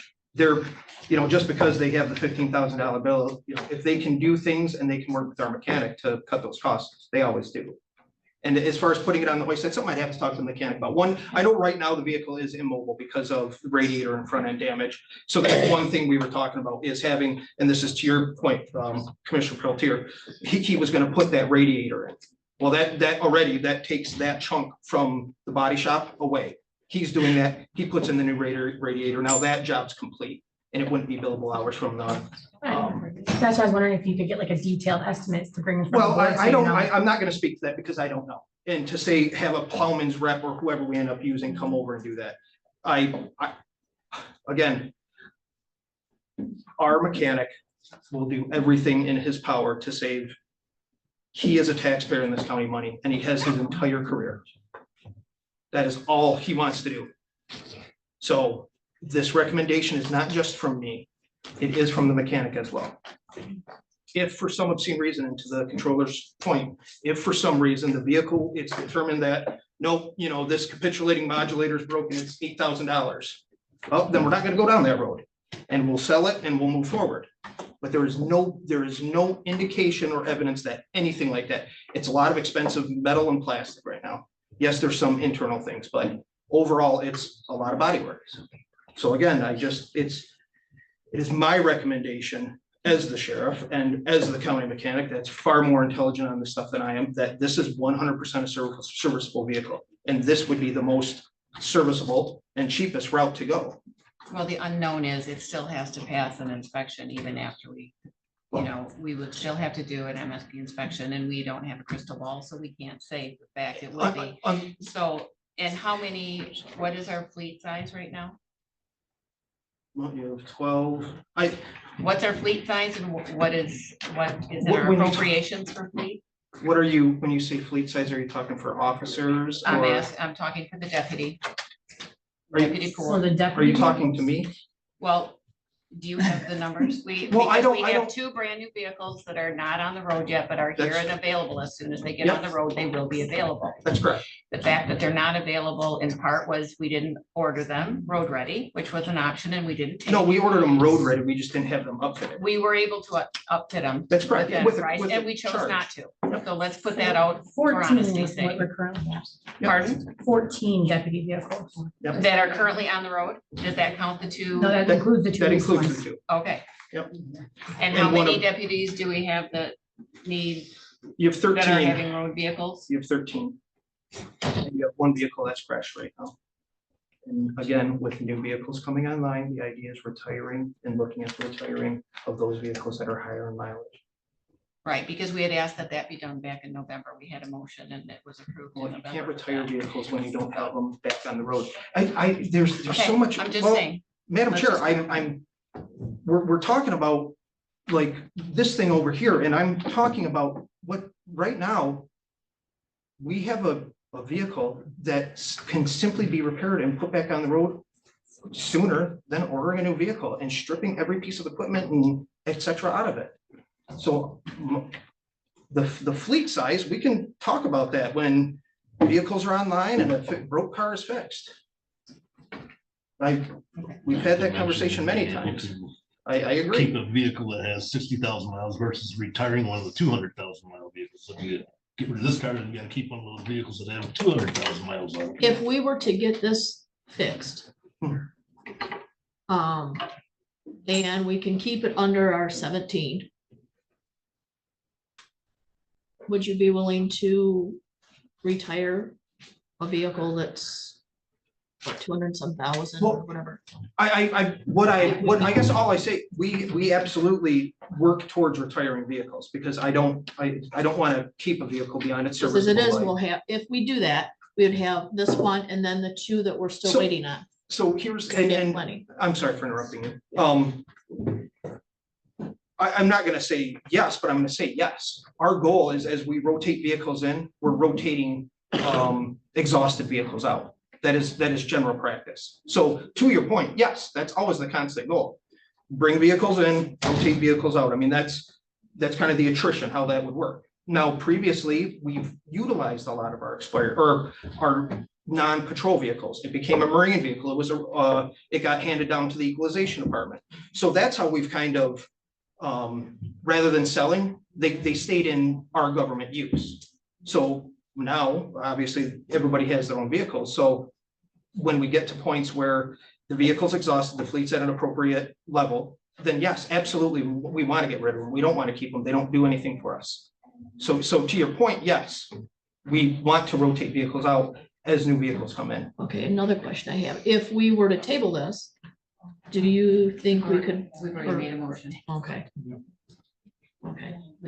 But go ahead, I understand what you're saying. I mean, I was I'd love just to hear your wondering, thought. you know, my thing is, okay, this is passed. Correct. Everything we do can be undone. It's a motion. I mean, but Okay. Basically, what you're saying is it's 2 new vehicles. We're gonna allow you to phase out the 2 high mileage vehicles in the fleet. But by this rear hit car with one of your newer vehicles. we're still that not, removes that, so you're still having to keep one of the You're at high zero. mileage vehicles. you're at 0. And So we need to Commissioner get the Ham- 2 new on the road, you know. It's gonna happen eventually. I mean, it's not as fast as we Sooner, want, exactly, sooner would be but better. by not repairing the newer cop car, it's making us keep one older high mileage. vehicles. Your motion needs to. Continue, sir. all set? Okay, well, again, I think I You were covered gonna, everything on. well, you were gonna address the SRO? Yeah, I'll get to the SRO. I just want to understand. Just policy is waiting. Policies are, I guess I thought it got tabled and then there was a lot of discussion. So I guess I'm just trying to, Was it the determination to do the subcommittee as that was decided? Special meeting. Special meeting. Special, okay, so whole board, I'm sorry, okay, whole board subcommittee. Okay, so that's, I guess that goes back to the last meeting with that healthcare enactment of the healthcare policy. For if your spouse works, you're not allowed to have them on your insurance anymore. We spoke at some length about it last week. And I did, at the end of that meeting, I did ask you to reconsider. And again, I just want to reiterate that my request to this board is, if you want to enact a policy, that's fine. Then say that at a minimum, the sheriff and the undersheriff, the people that advance within the sheriff's office do not diminish their benefit through advancement. Right, And right. that's all.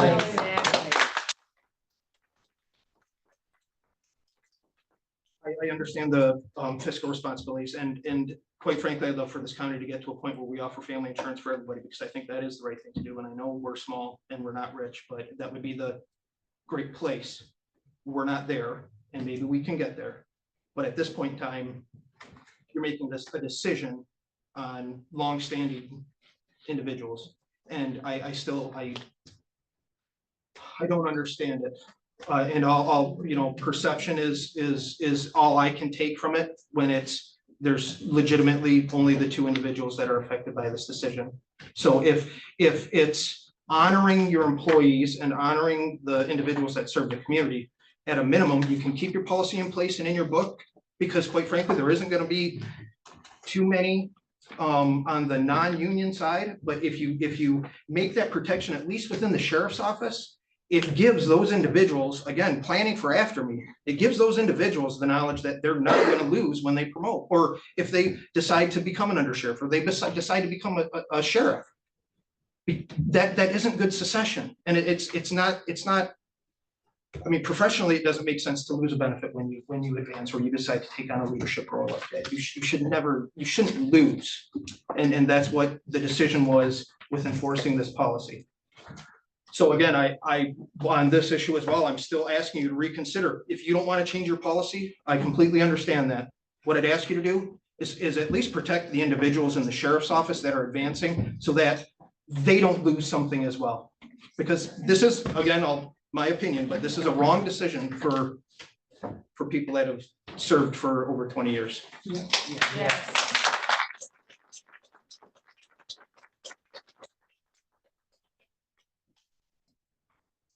And I've already read what the health insurance policy states. To cause that also causes payments to full-time employees in lieu of health insurance coverage. There's other things that also causes, and that's your purview. Were you going to speak to the SRO situation? You said you were going to mention that? Yeah, I can. I apologize for walking in front of you then. The SRO position within Hillman, I've been in conversation with the school since we lost Atlanta's, that put us to a staffing point where keeping dedicated SRO was becoming unattainable through staffing. I spent a lot of time in the schools as an SRO, and it's like what I love. Dare, team, did it all. But we're at a staffing level where we can't continue to support it. So what the decision is we are looking at hopefully a pause. I'm again in contact with Dr. Rader, seeing if the state will allow us to pause that grant for a period of time until we can get to a staffing level to put people back in. But I can't keep sacrificing the team. It creates obviously overtime, which is an issue, being short-staffed still.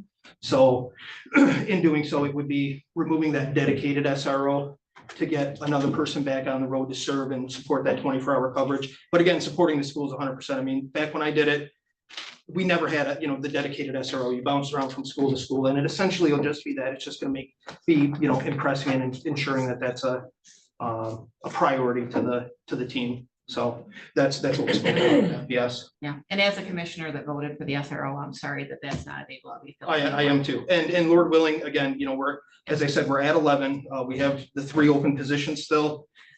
One of them's kind of in limbo, so maybe there'll be some movement on that. That's again outside our control. But when we hit that staffing level that can support it, it's 100% priority. So thank you. Standing, You said you're at 11 what? Road officers, road deputies. Oh, because I thought you just said you had 13.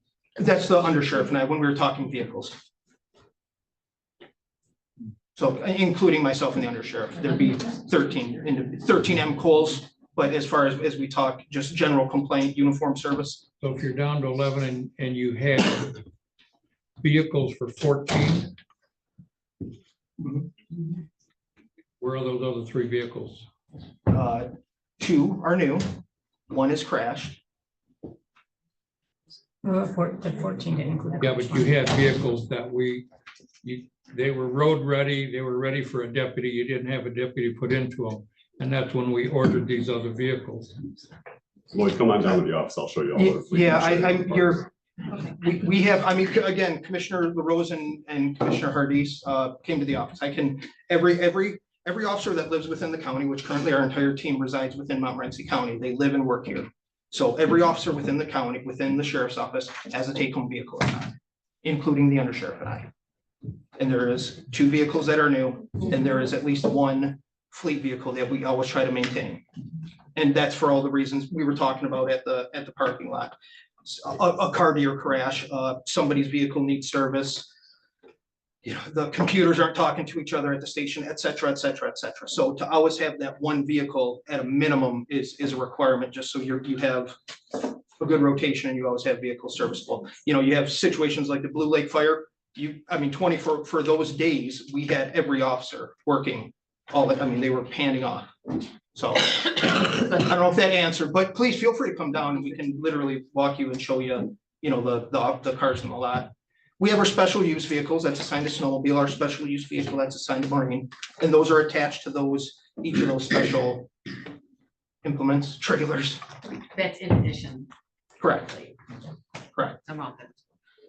All right, so Sure. standing committees? Could I continue in your sheriff's report just for a second? Yeah. I guess since this directly involves me, and there's been some dialogue, and I'm very well clear that you've repeated the policy, we're well aware what the policy says regarding our health insurance. I guess all I'm asking for at this point, since he very eloquently put forward an option to stop this from happening to individuals that advance out of our office, all I'm asking for is a why. I'd like to hear from you guys, why you feel you won't put this block. You keep saying it's stamped, it's for everybody. It's not for everybody. Right. This is something that is affecting 2 people, and now that you know that, all I'm asking for is an explanation out loud in front of our public, why you feel you can't climb that mountain to put a block in front of that for us. And at least after 23 years, I deserve an explanation. And we deserve an explanation. We deserve an The public deserves it. Yep. Yes. People The that community deserve it. That's right. Your commissioners, you speak for these people, you represent these people. They don't Here you say stand no. with them. They're asking you a direct question. You have their ear, you have the forum, you have everybody. We want to know your reasoning behind your decision. Because logically, I think to anybody, advancement and decreasing benefits doesn't make sense. So why? Nope. This is what we're usually met with. No, it's not what you're usually met with. It's because we have developed a pattern when you don't like something that we have enacted, because we, as commissioners, are supposed to be following policy, but we are supposed to be following policy and making good policy for the county. That's why we were elected. I'm speaking. And when we were, so that was why we were elected. We were elected to manage assets. That's the money, that's the vehicles, that's the buildings, and for constituent services. And that is what we are striving to do. You are maybe not going to agree with us because we are 5 individuals and we have different opinions on how that looks and what that means to us. Us discharging our duties as elected officials. All I'm asking. We are elected officials. That's Hold on. that's By That's the what it is. people. And so that is why, and so Hold that is Hold on, I'm why. not done. Context is important, and what we keep doing is avoiding context in this situation. We're talking about a blanket Stop. policy. No, shush. No, I'm stop. not done. Whoa. Because this is our board I meeting and we understand. haven't invited you and we have invited you to participate, I'm but it will be asking for done in a reasonable, civil, and you will not badger me and you will not Mary, you hushed badger me me. I did. multiple times at previous I meetings. have, Turnabout is because, fair play. yes, I That did, is the because most I'm sorry it was. unprofessional I've ever seen of a board, But I ever in my want, life. stop, All I'm asking for is. stop. Ever. I am explaining. And if you cannot be quiet and be civil in this meeting, I'm asking you to leave. Well, why don't We are do going the to same? have civil dialogue and one person is going to speak at a time. Okay, Got the floor. this is what we have. I have the floor at the moment because this is not public comment time. You can keep your public comments to the public comment time when it is coming up after we do our standing committee reports. We actually, I think, have been quite specific, and the decision came for me, and I can only speak for me. We had these policies in place last year. We paused it for 1 year. The question to me is if, and here is I will synopsis the very small fine points. If your spouse has coverage from another source, they are not eligible for county health coverage. That is pretty consistent. It became personal when you inserted who it involved. And then at the point, then it comes to, okay, so who else needs an exemption from that? Because we're looking at the county as a whole. And I realize that you have years in, I get that. But at the end of the day, are we going to play for 1 or 2 people? And every time we don't agree with you, then we are met with Facebook attacks and harassment and bullying. Accountability. And no, it's fine what you want to call it. That's what it is. That's what it is. Listen, So I am saying that we need to behave in a civil manner. We are not going to agree. You're not going to agree with every decision I make. I don't agree with everybody's decision that we make up here. We don't always agree. this isn't But at the end of the day, we have to vote our conscience. And so, in my opinion, we have 9,500 people in the county of Montmorency that we are representing. We're elected by our districts. When we're elected by our districts, and I can tell you for a fact, you have people here to support you, congratulations. I am going to tell you, I have gotten numerous people that have called me in the last 2 days to say, everyone, actually to back up our decision that it is reasonable that if your spouse has coverage from another source, they are not eligible for county health coverage because this is their tax money paying for that. It is their tax money that pays for increases every year that comes when we have more people on our insurance rolls. And that was from the priority health representatives themselves. That was from them themselves. I had this conversation with the priority health people when we had our meeting in January. I asked her what some of those points are. So you're asking people to put the bill for something that is available to your spouse. Yes. That is the other side of this coin. That was my decision. Okay, does anyone else want to make a comment from Lloyd or Michelle? You don't have to comment if you do not like. We will be moving on to standing committees. Yes. Well, just wait. Bob, just wait. Do you want? You want to make a comment? No, I'm fine with it. I That's have what was in the constituents that policy. have contacted me and said the exact same thing. The exact same thing, and I'm surprised at how many people your office has contacted to come down here and speak up for you. I really am. Okay, stop. No, All right, no, Bob, no, no, stop. Bob is Chairman. going to speak. We already had an order in which we were going to speak and we're going to run this orderly. Please, Bob, you wanted to speak. The main reason to save the county money, if I'm correct, is why we're doing this for the spousal coverage being denied. And I was told it's unknowable what the HRA price was going to be. But in one of the documents that was posted online yesterday by April, it says that the projected budget for this year is $98,980.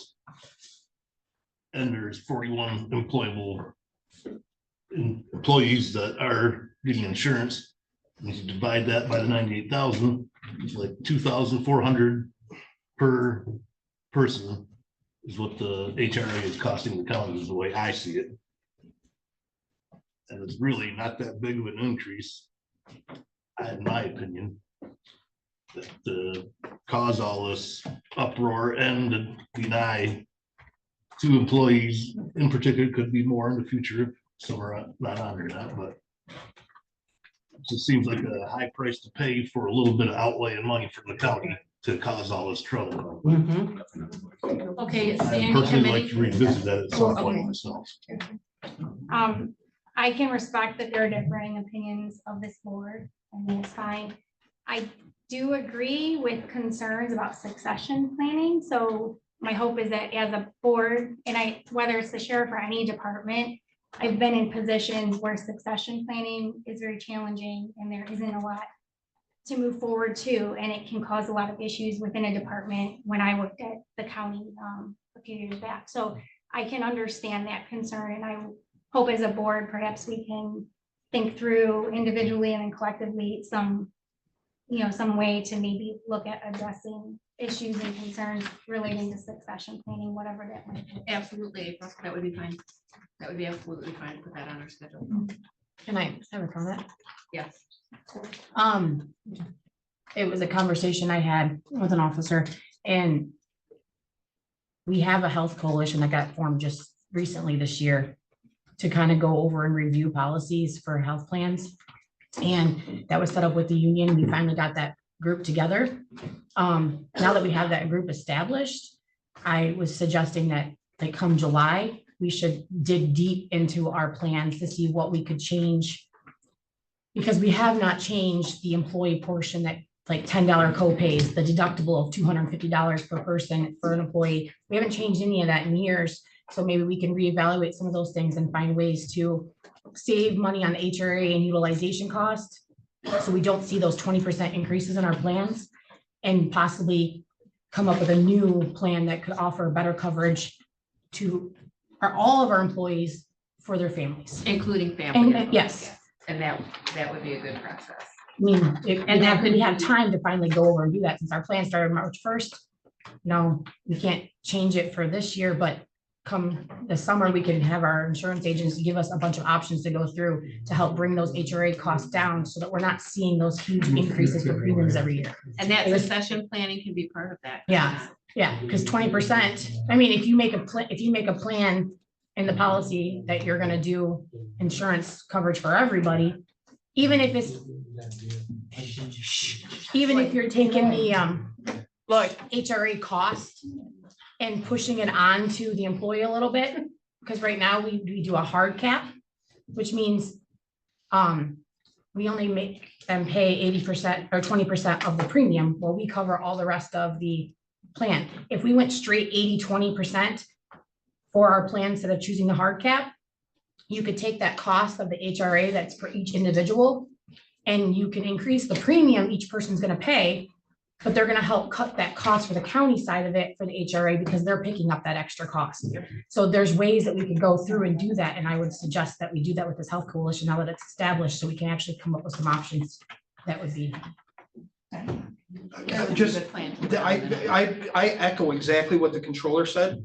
I think that is a fantastic idea. And what it sounds like, to me, why are we forcing this in weeks on a policy change that affects two people? It makes, the simple thing to Commissioner's point, let's do exactly what the controller just said. Let's have thoughtful discussion, deliberation, and at least give those that are gonna be affected a little bit of time to plan ahead. I echo, I think it's a fantastic idea. Form a coalition, have union, non-union, everybody in the room, great idea. Let's start that, but don't force this now with literally weeks' notice. It's just not fair, whether right, wrong, or indifferent.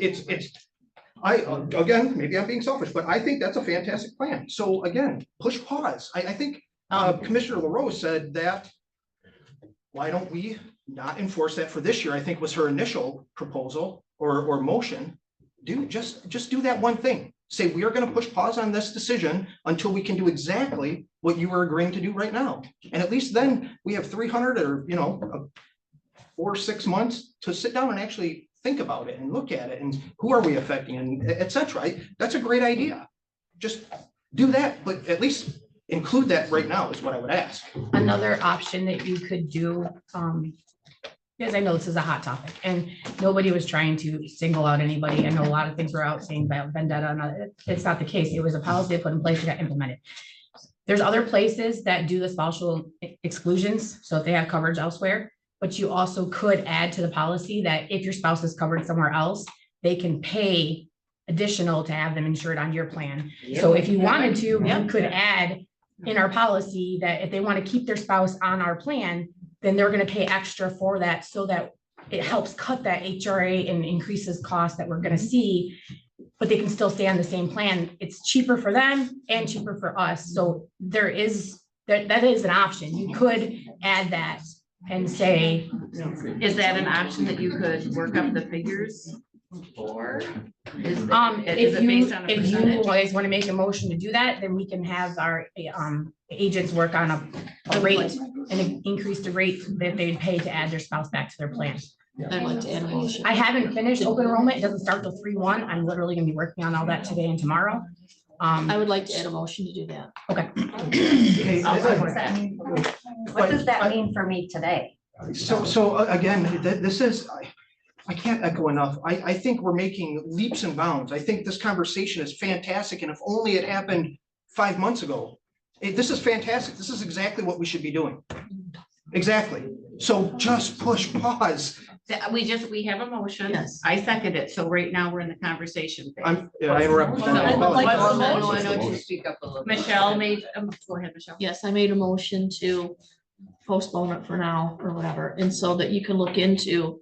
You don't have to Yeah. postpone it, but you can do is just have me get a rate that they would pay to add their spouse if they So have nothing would coverage. change it. Nothing would change the policy. They would still have coverage until we're able to make that Yep. determination. So that they still have coverage, they're not dropped it off. Okay, They would just have to pay a little increase to their premium in order to have their spouse added back. so come March 1st, she's still on the policy, they're still on the policy, no changes. Correct. I'll support Except for that. the price. Okay, so is there any other discussion? What exactly is the motion? So far I have controller get a rate. Go ahead, Michelle. So I guess I really don't know how to You say it. propose to pause. Pause implementation until we get Okay. yep, to information pause on the it- rate. To pause implementation until we get a rate. To see, To- yeah, to to- amend the policy, to include additional funding for themselves. You getting that? But I don't think you can pause implementation if you want me to get a rate added to it, because I'm gonna need to have them give me the rate and add it to it, so it'll be right on Employee Navigator, so they can add their spouse. But my thing is, if we're doing the first, is there gonna be a time where they don't have coverage? That's what I wanna find out, because we're doing this.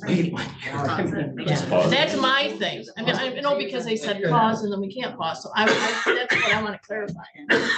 Well, according to the controller, she said open enrollment isn't finalized at this point in time, is what I heard. That's what I wanted to, So to find out. like, again, this is wonderful. Let's carry Just this wait. into this year. We have until when? Saturday. I have to have all the stuff added into their payroll. It's been, open enrollment's done on our end, and they've ran all the coverage documents to priority help to let them know. But I can contact Deb today after the meeting and have her get me a rate to add into there so that they can add their spouse back in. It's already 11 o'clock. Could we have a recess and you call her to see what the dollar amount is? Can she give us that fast? Yeah, Check no problem. into all the different Let's pause, let's take a, or do I have, do we have to move something with the motion on the table? Yeah, we got a motion. You can pause and make a vote You afterwards. you can pause the motion until we get an answer from them. Okay, we're gonna just pause it. We're gonna take a 10-minute break. We'll come back at 11 o'clock. And April, if you would contact Priority Health and see what the dollar amount would be.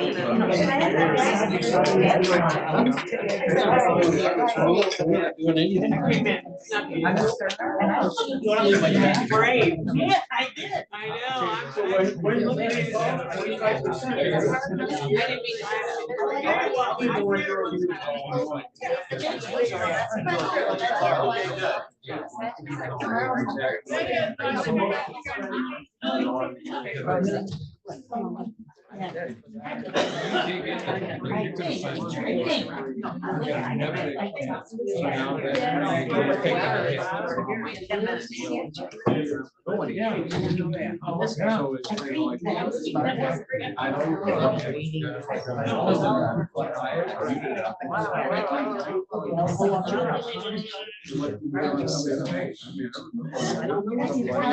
Thank you. Get called.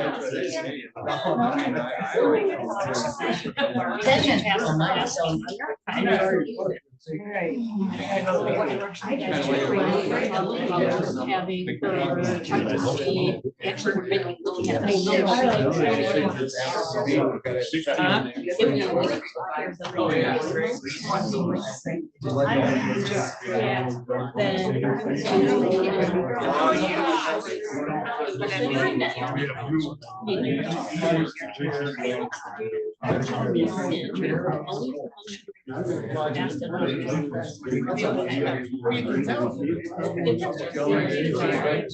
I think it would be.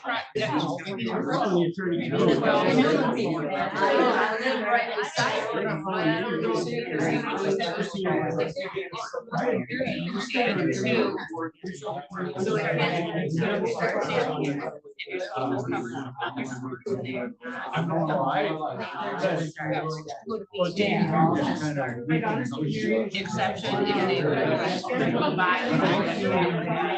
Not a dollar, but have a buy-in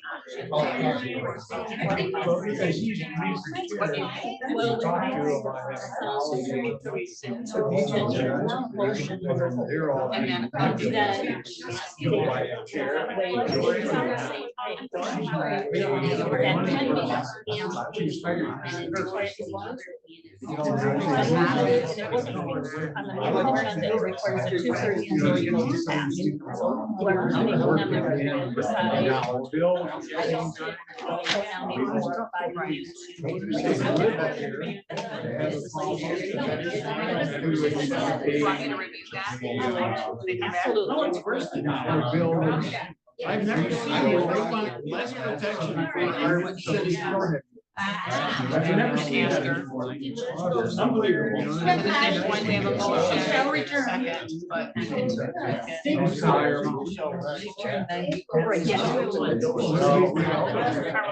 Voted down.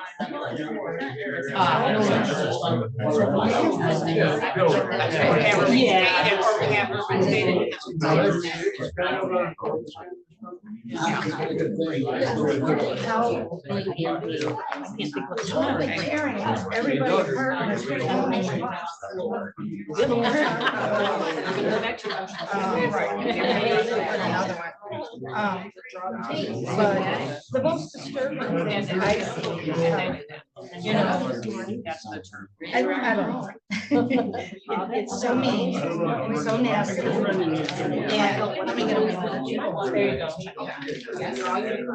And then this right here, about his transparency, this was the, and I will show you. That's the proper way. That's what I'm talking I'll give it back to you. Okay. Just hold So on. these are cards. And so then after, I think something my employee would have done, except something, I truly would employer my employee for doing that. So I like her. it's a mess. What's going on? I can't believe you come in and listen to this. Come down.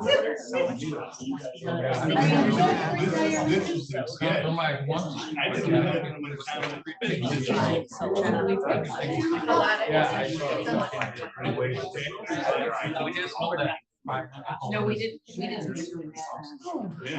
I just don't think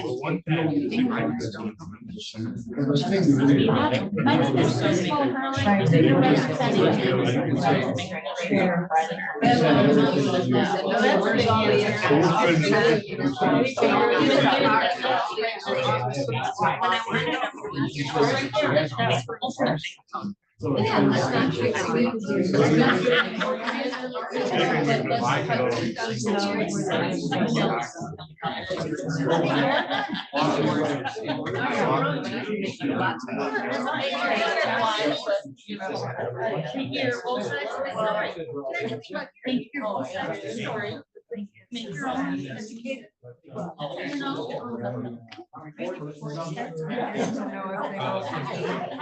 I'm okay. Right, but she's just saying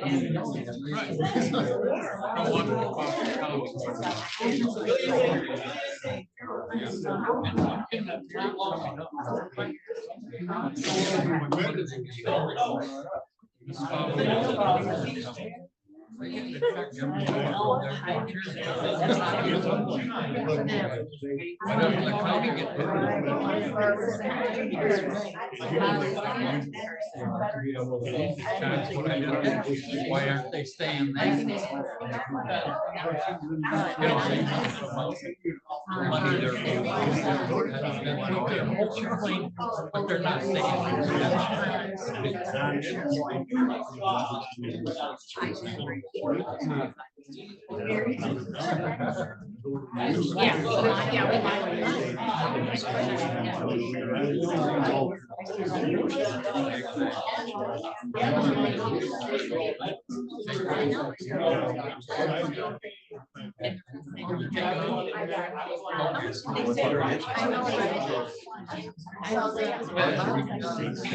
I'm just,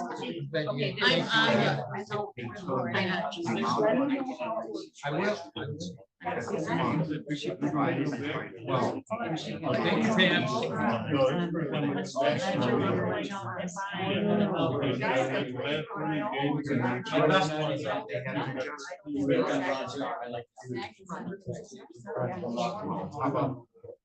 What we did? You know how that is. I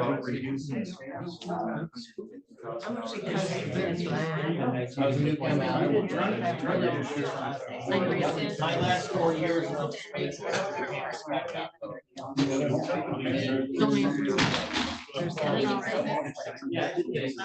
I watched 6 really big burly guys climbing the torpedo.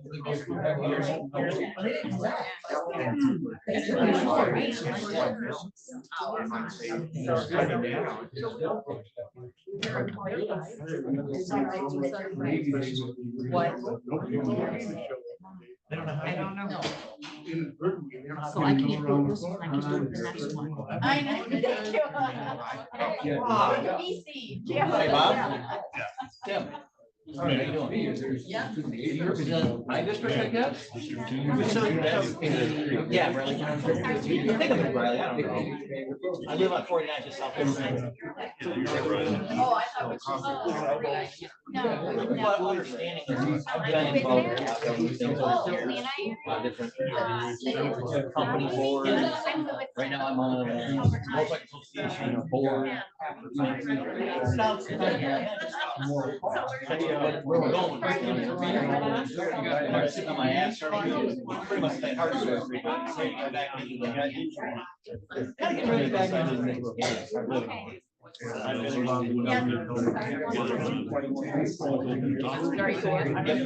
retired now. This one's back. My mother-in-law. I thought you were gonna be an LP. Summertime, I'm not around a lot, so I'm always on a motorcycle.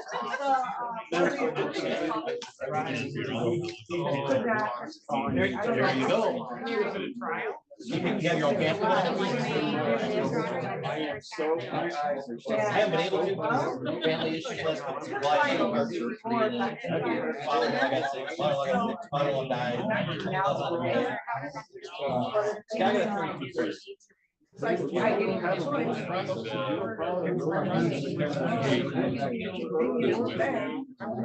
Easier to both. Still got a good deal, but truck ahead of time. Used to be totally, and then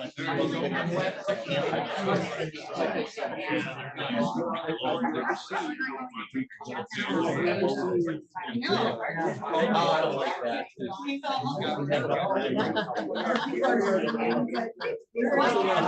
people that do that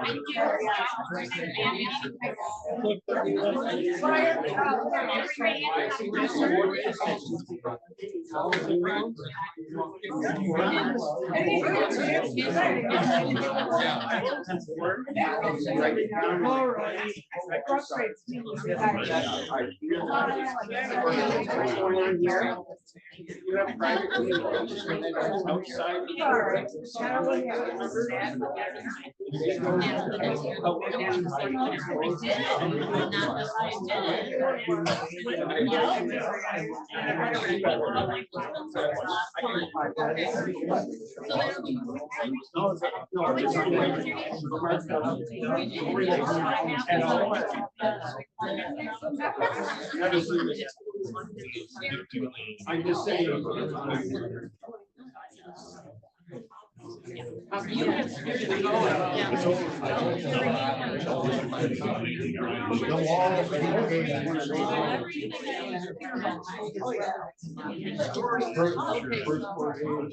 We're coming back to order.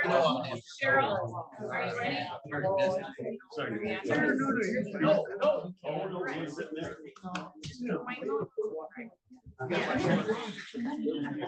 Right, yeah. Oh,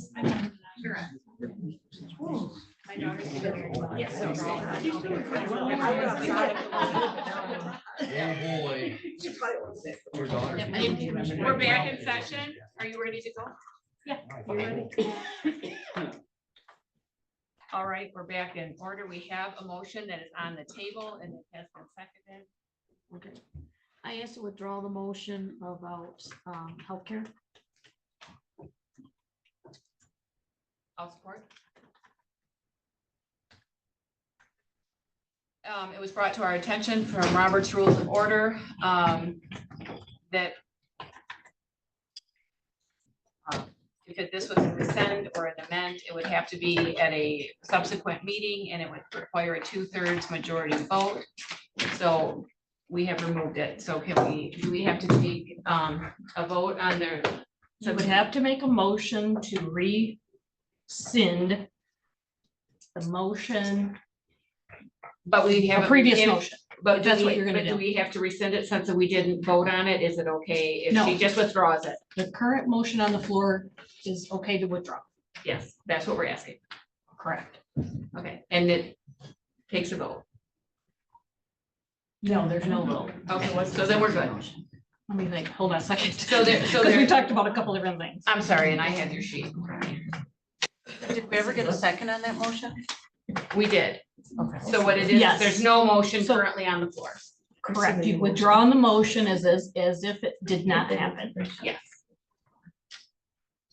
So right now, the maker of the motion, the seconder of the motion has withdrawn the motion that was on the floor. Therefore, it's as if it never happened. That's Cheryl's. Okay, so there's no motion on the floor. So can we ask what the April? Were you able to contact? I got a hold of, not for North Valley, but both Jess and Deb were in meetings, and Deb's supposed to call me back, but I have not gotten the answer yet.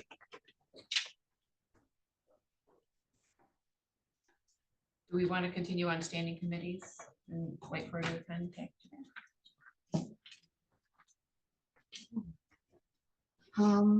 I had attended a new materials management meeting. Just started up. They had changed the name. It was Northern Michigan 5-County Regional Materials Management Plan to Northeast Michigan Multi-Regional Materials Management. We had gone over election of officers. We had also gone over policies. And they did the elected officials. And we will be meeting on Fridays at 11:30 monthly.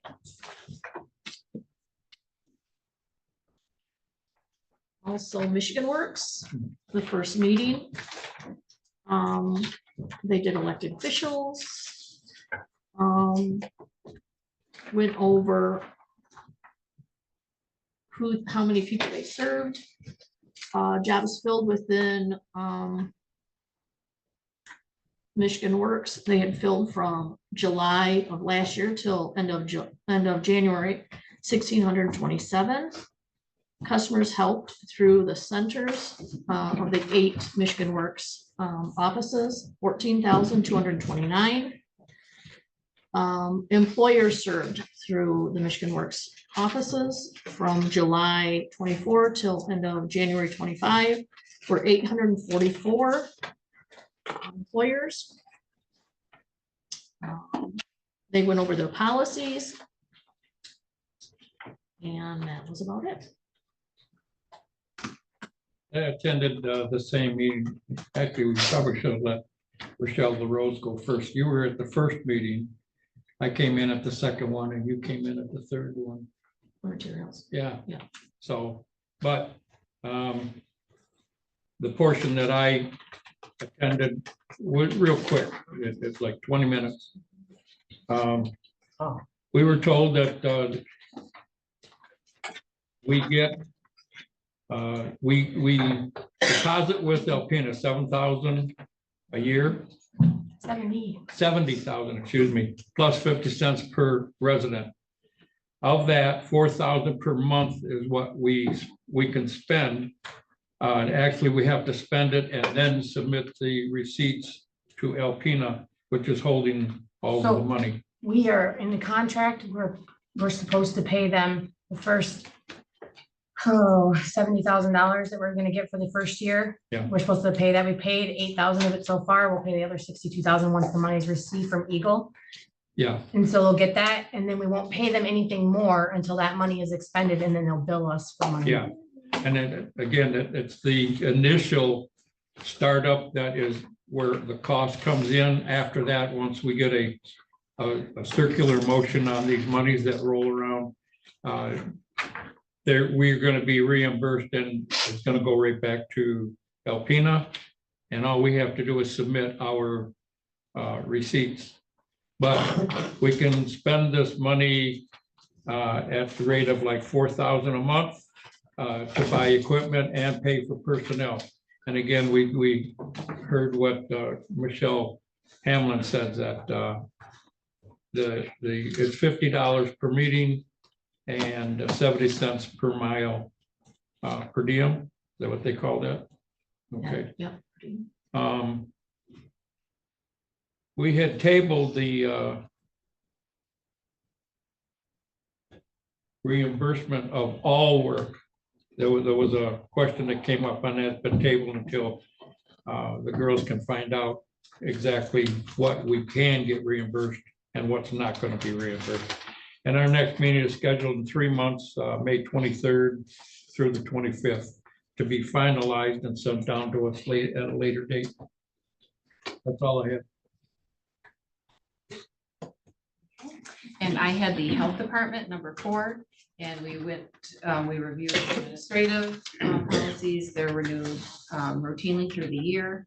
They did have another, this Hillman School Wellness, we did approve the spending of $22,342.61 for the one-time improvement site construction and renovation that was going to take place at the Hillman Elementary School in conjunction with that Hillman School Wellness Program. They also mentioned that they have a MSW that is that was coming on board, I believe, this week.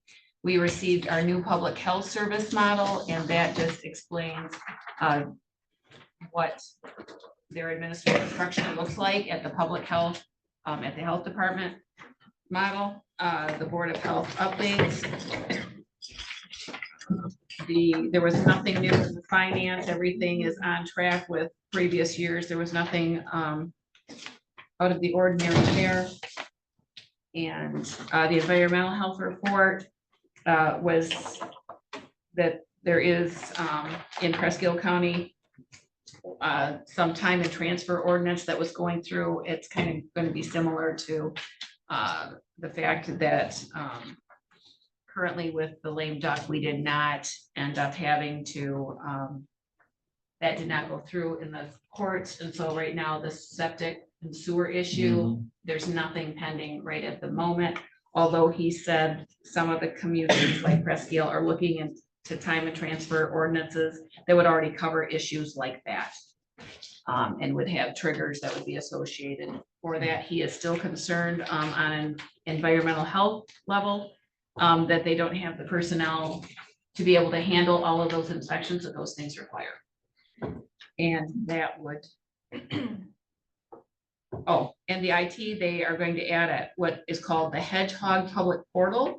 So if someone would want to go on to see what a food service has as far as inspections, they can go on that website of the health department and find out what they're inspecting, what the inspections did show on their food establishments.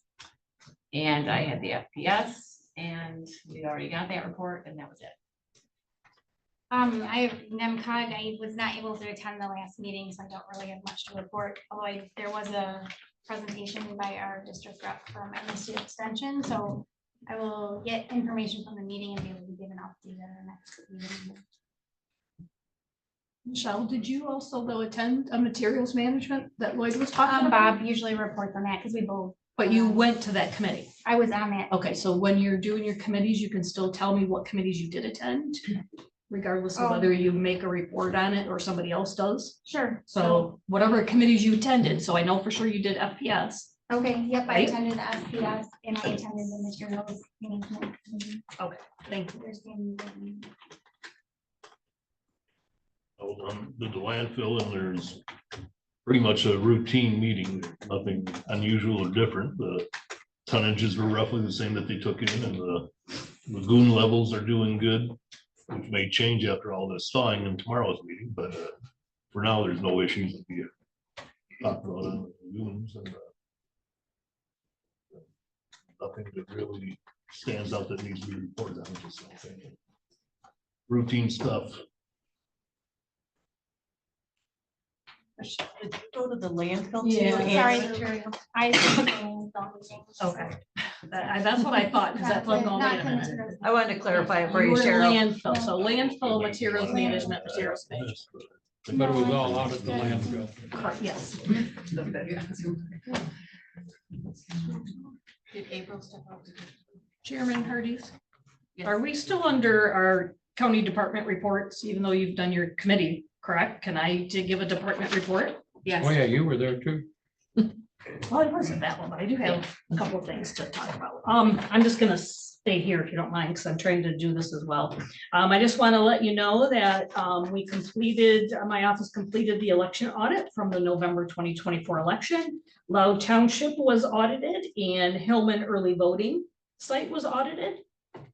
We had to do a hand count of the presidential race. So each of those candidates were on the ballot. We actually had to physically hand count those ballots and match it up to what was certified for the election. And that was spot on. I met and I finished up the school election coordinating contract. So every 4 years, we have to I meet with the schools and the townships to talk about any special elections that might occur on behalf of the schools that are outside of our normal elections. And we have to have a draft contract, which basically just states who's going to, do the AV processing, who's gonna get the workers, et cetera. So we met on that, which that also I have to coordinate with overlapping counties because Johannesburg and Hillman also overlap into several other counties. So it's kind of a work in progress, but every 4 years we have to come up with this contract and everybody gets together and meet to approve those. So we just finished up. Right now I have a court audit in progress. Somebody from the scale. Yes, Acronym. state court. State Court Administrator's Administrator's Office. I knew it was gone for a minute. They started yesterday, so we have a state court audit going. That'll be happening for the next several days. So they just basically go over and make sure that we've taken in the monies that we're supposed to and accounting for everything in our court cases, et cetera. I've also been working on the Atlanta Schools May ballot prep. So Atlanta Schools requested a special election for the May. So right now I had the ballot language submitted to the printers, the election coordination committee, which is myself, the treasurer, and the judge. We are going to be meeting here, was it like the end of next week or something? Yeah, it's posted. But we're gonna go and just briefly look at the ballot, proof that for the language. And we also have to pass a resolution to consolidate 8 voters that are actually Elbert Township voters, but they vote at the Atlanta schools. So what'll happen is Loud Township has agreed to host those 8 voters at their hall, but we have to meet as a group to temporarily pass that. And we have notices and postings that have to go out. So I've been working on our resolutions for that and the notices that will go to the township clerks who can then let those voters know. I completed our annual caseload, court caseload report for both the circuit and the juvenile. That's always fun. And I attended the materials management, the first meeting that we did have. I guess my only comment about that was, I thought, and maybe Lloyd, I don't know, you can clarify, but it's a reimbursement grant. So it almost sounds low that we have to spend the money first before we're gonna get any money back. Yeah, we have to submit our Right? receipts to get the money back, so So- we have to spend it first. Correct. So I don't know you almost made it sound like maybe Alpena was gonna get to 70,000 and then we could get reimbursed out of that. It almost still sounded like it was gonna be here at the state. I understood April to say that they already have our 70,000. Alpena already has our 70,000. Okay, I guess Now maybe I we could have have to missed. sub- Did you take it to me that? That was so confusing at that meeting. It was our first meeting, so I Yeah. very well could have. I'm not familiar. Yeah, and I wasn't sure either. Yeah, so I know. I knew but- that there's that 70, but Right. exactly who had it or at that time, I wasn't sure either. Well, the reason why I'm questioning it is because it was presented at that meeting that you would want to go back and get the county's approval that it's going to be a reimbursement grant rather than an upfront grant. So that's why I'm just saying that. So that I don't know. That was just my understanding of what I More thought. questions to be answered later. What date did you say the election was? It's May 6th, March May 5th. 5th, May, whatever that Tuesday is, for the Atlanta schools only. And so those, whoever is in the Atlanta School District, you'll go to your respective township offices that you normally vote at, unless you are the 8 voters from Albert Township, but you will be notified by mail where you will go. It is May. Oh, I'm looking at the wrong month. Don't even get that. May 6th. A Tuesday. We're waiting for April to come back. It's at the end of the standing committees. We can continue to public comment at this point. If anyone would- I'm sorry, one other thing, Mary, if I could. Just some Robert's rules for kind of points of order. Ms. Hamlin has appeared like maybe she was on the fence about the whole crashed vehicle. I want to let you know that you can do a motion to reconsider. A motion to reconsider must be done at the same meeting. And in order to do so, the maker of the motion has to be a person who is on the winning side. So in that case, there was, that motion failed. So therefore, if that's something that one of the three that was on the prevailing side of having the motion fail wants to do a motion to reconsider, that could be done at this meeting. Or she could rescind it the next time. No, rescind, well, you. Yes, the rescind could be the next meeting, according to your paper. Rescinding requires either A, a previous notice to get it on the agenda, or B, it could be done at that next meeting, but it has to be a 2/3 vote. Right, but Which she could means do 4 that out as of well. 5. She could do that as well, correct? Yes. So do we want public comment? Any public comment, 3 minutes per topic? If you would like to make a comment, if you come to the podium, please take your.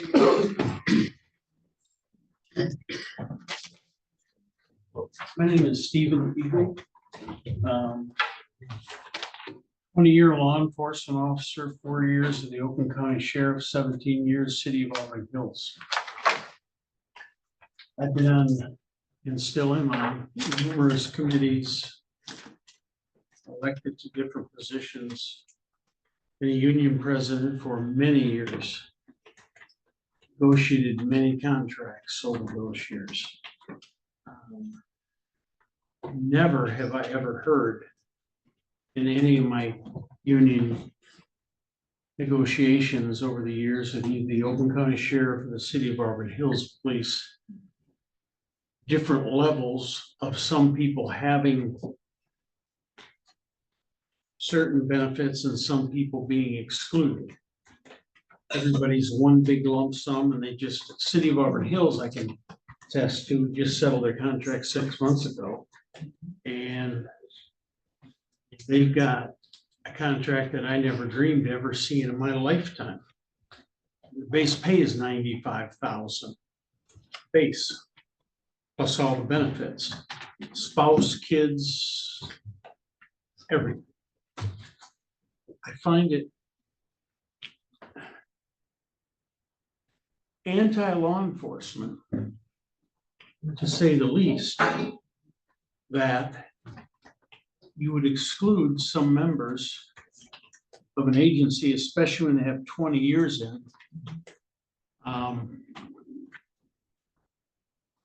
Spouses from medical. It's anti-law enforcement. Law enforcement is an animal of a different stripe. It's an odd world to live in.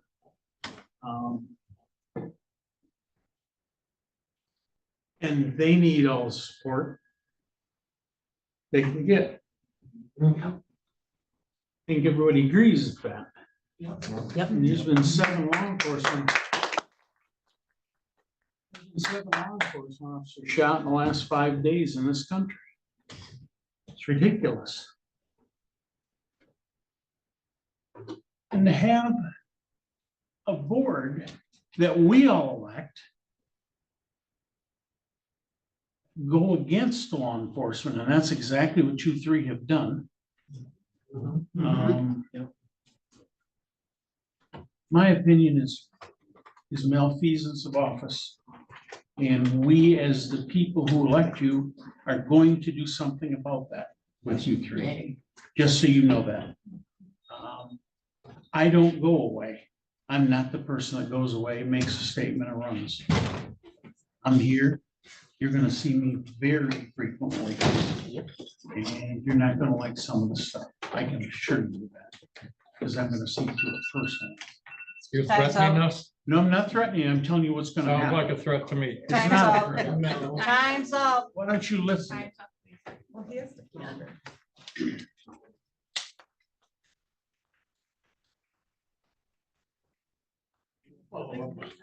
Good. Good for you.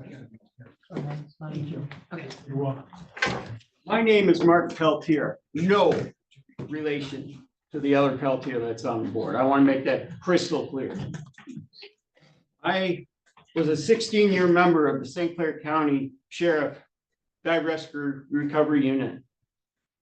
3 years ago, I was injured pretty severely and almost died. But I made it. And I decided, where do I want to live? I decided here. You want to know why? That man sitting right there. He has a stellar reputation in the sheriff's world. I know you guys know nothing about that, but I do. So when I made my decision to move to a safe, secure location, it was because of that man right there. So I've been here for 3 years, got adjusted to everything. I've been to, I just tried to calculate on my calculator, probably 700 county board commissioner meetings. Probably more than that. I don't know, because I had to go in and offer for funding for different things and grants and stuff like that. I have never, ever seen, and I'm sorry I'm shaking, I'm sorry that I'm upset, but I have never seen such a display of anti-police ever in my life from a board, even in heated discussions with far left Democrats and far right Republicans. The one thing that our community has always stood up for is I want the best law enforcement officers that we can afford to be out there. Yep. They leave home, their wives do not know if they're coming home at night. Do any of you guys have that responsibility? No. None at all. You can do for as little as these guys get paid, because to be honest with you, I made almost twice as much as them. Yeah. And they have the responsibility of a whole department. And yet I have never seen anybody curtail or try to stop somebody from being able to do the duties of his position by discussing, well, how long do we have a car? Do we have a car? Do we have a car? Do you know what? They could have 5 cars go down. What are you going to do then? Drive around personal vehicles? Are you serious? Your personal vendettas that I can see are happening? Okay, it's all well known against these two. It's pathetic. Your job is to do what the voters want, not what you want. Board I have ever seen in my life. I'm disgusted. I'm disgusted, ma'am. I have never seen something like this. You should be ashamed of yourself. Time's up. Thank you. Thank you.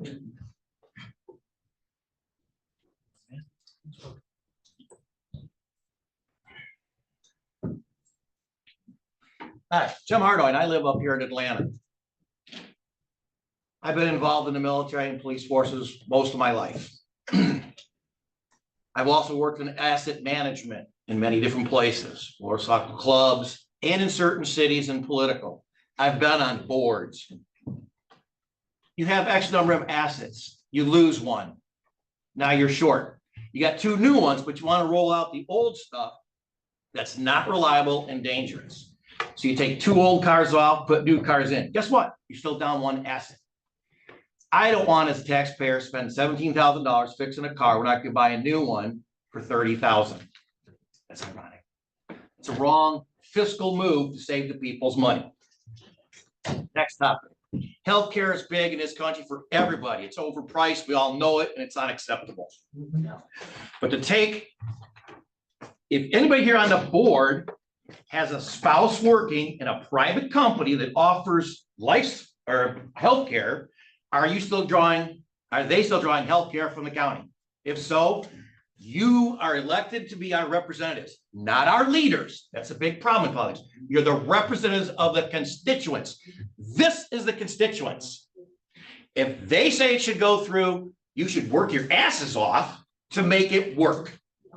If you have a personal feeling about it, as someone up there spoke earlier, this is my opinion, this is my decision. As a politician, which is what you are, that is wrong. You are supposed to vote the opinions and values of your constituents. If you are not doing that, you should step down or be recalled. Thank you.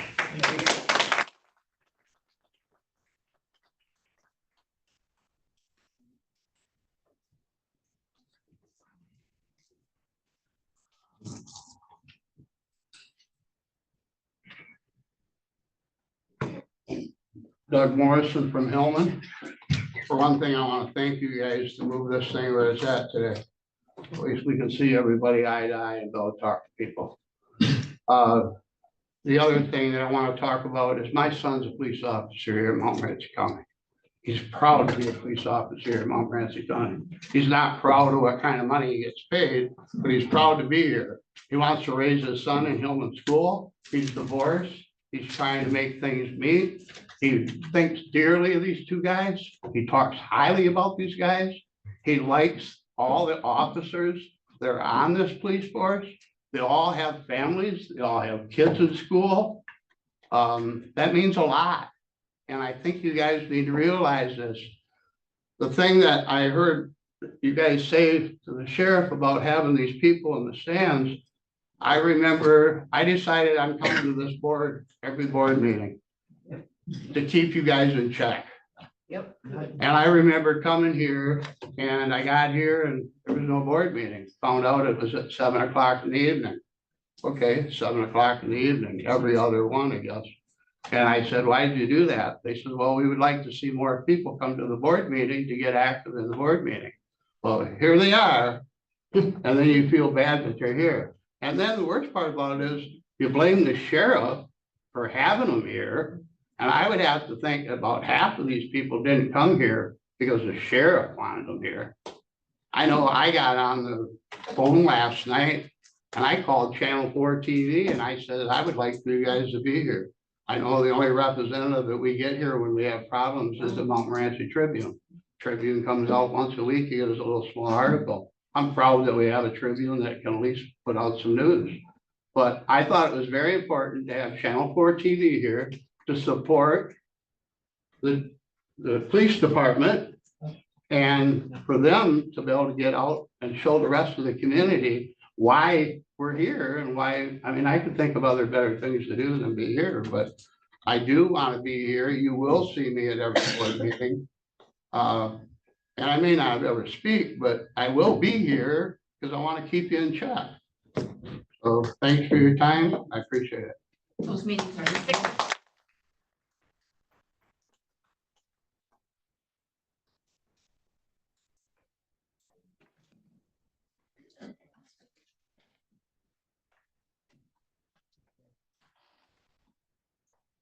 I have a few matters. Hopefully I'll get them all done in time. So first, I just wanted to say, I think that everybody here, including our Board of Commissioners, wants what's best for the county.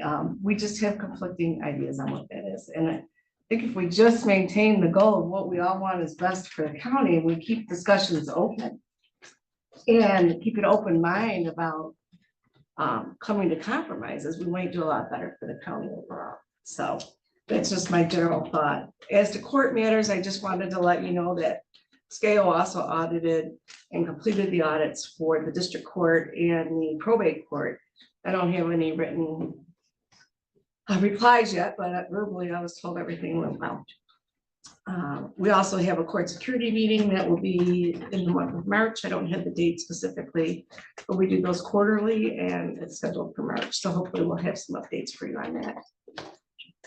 I also want to thank you for setting a special session on the policy handbook. I do trust that you'll give department heads an opportunity to explain why they seek modifications with regard to certain processes and streamline costs and efficiencies within their offices. We all have budgets to follow. As for the elected officials, just like all of you, we're sworn in to uphold the oaths and duties, and they have quite a bit of autonomy that you have to consider as well in the operations of the respective offices. So again, it's one of those things that we need to keep an open mind, understand we need to work together to reach those common goals for the county. Personally, as a taxpayer, I just want to say that I don't fully understand the insurance issue regarding some of the employees. The new policy was tabled, I think, for a year, but still we were here at the last meeting without any knowledge of what the county is saving by pursuing this issue. And if this is about money and about saving money, then we should know what that savings is. And I believe that was what one of our fellow commissioners had moved for, is let's table it again until we really know what your savings are. So to say you're doing it to save money, but not even knowing what you're saving, it just doesn't sound right. As to the vehicle, I just wanted to say, I don't know if you actually passed a motion on what you're doing. So I didn't hear a motion. It was withdrawn, so I don't know if you're repairing the vehicle or scrapping the vehicle, or if it's just gonna sit there without any answer to the insurance company, because I don't believe, at least today, any motion was made as to what you're doing with that. I would ask that you consider the option that was put on the table, the motion. It seemed like a fair compromise to address that issue. That's it. Oh, I do want to say, the enterprise thing, if you add the cost of labor onto their doing the accessories, you're gonna be paying interest on labor for a period of years. You're looking at finances and costs, think about that as well. That's it. Thank you. I was gonna say the motion with the car, we left it at, that it was going to be, it failed, yeah. The motion Right, so failed. there's nothing now, does the car sit there, does it get scratched, there's no motion for any of it. I know the motion isn't That I'm gonna aware be of. Some scrapped. people don't know Yeah, who it's you gonna are. be. Yeah, you forgot to You didn't say who you were. Laura Green. Just as a, talking as a personal taxpayer. As well, Judge. April, Motion. Are you done with public comment? Pardon? Are you done with public comment? Yeah. No, we're not done. Be recognized? Yes. Thank you.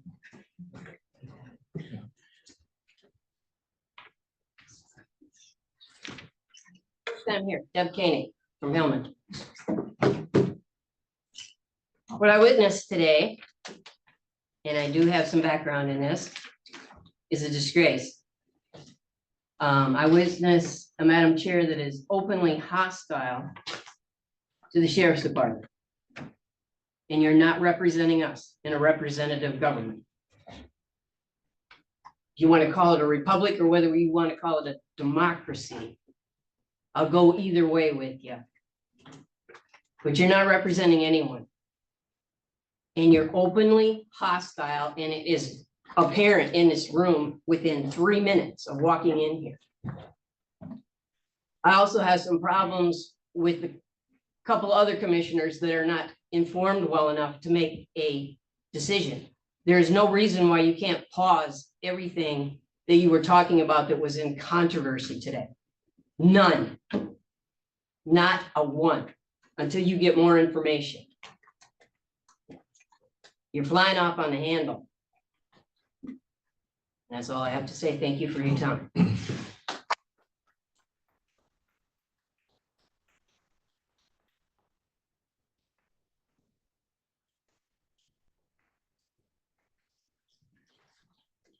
I think you can be your own prosecutor. You know, I come to these meetings with the idea that I'll keep my mouth shut, but I very rarely do.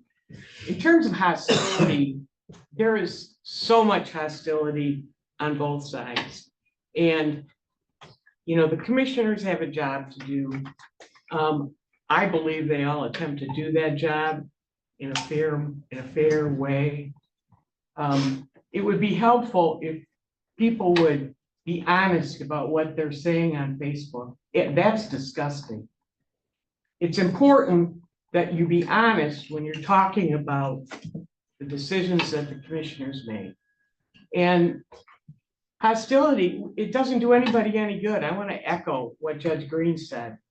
There is so much open dislike in this county right now. And it's absolutely, I've been here for almost 30 years total. It's absolutely disgusting. I didn't go to the I guess what did you call that meeting? I didn't go to that meeting because it wasn't just office managers or the people in charge. And you know, I've gone to those meetings. I've been told by the undersheriff that I didn't know right from wrong. I won't attend another meeting that Brian Crane is at unless I have to. I will not. And so there's not just hostility.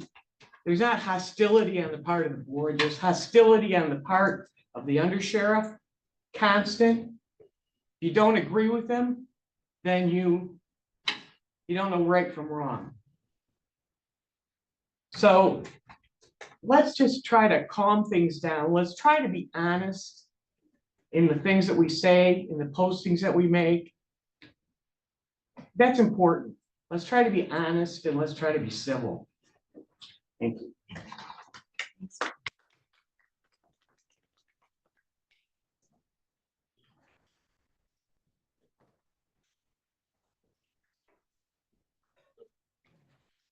Morning, everybody. It's still morning. My name is Doug Smith. I've been a Montmorency resident for almost 5 years now. 24 years as volunteer fireman, not up here. 16 years on search and rescue. And I volunteered all of those hours. It wasn't about the pay. It was about helping the community out, which these two guys have done, which you have done. All these members here have done. So it's all a part of making the community better, safer.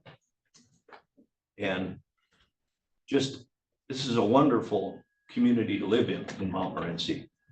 As far as the vehicle goes, I can attest, and I know, because I used to put police vehicles and fire apparatus together, and it takes a long time. So getting a new vehicle at this point is gonna take longer. You go on about service. My point of this whole thing that I saw today is not just what's happening with these people, but our younger generation. And if I was told in a fire deal, or if I was a sheriff, that, yeah, you should be a sheriff in Montmorency County, but by golly, after 10 or 15 or 20 years, don't look forward to it because they're gonna kick out your health insurance for your spouse. Well, guess what? My spouse has put up a lot with me, and it's no different in the fire service as it is in the sheriff's service. We all go into dangerous jobs, and our spouses have to put up with that. So that's all I can say right now. Thank you for your time.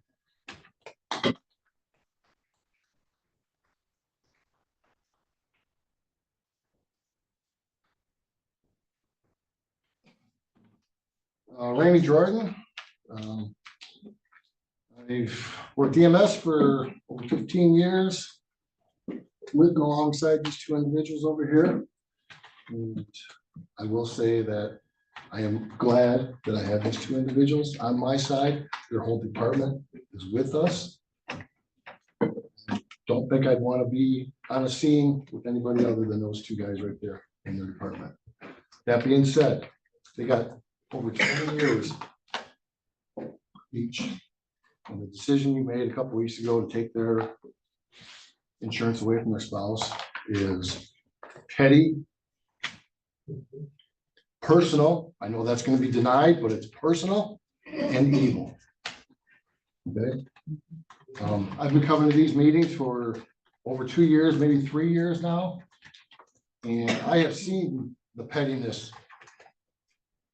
the personal attacks against the sheriff's department, the evilness towards the sheriff's department. I've seen it over and over and over, and I've said it at meetings before. This board is anti-sheriff's department.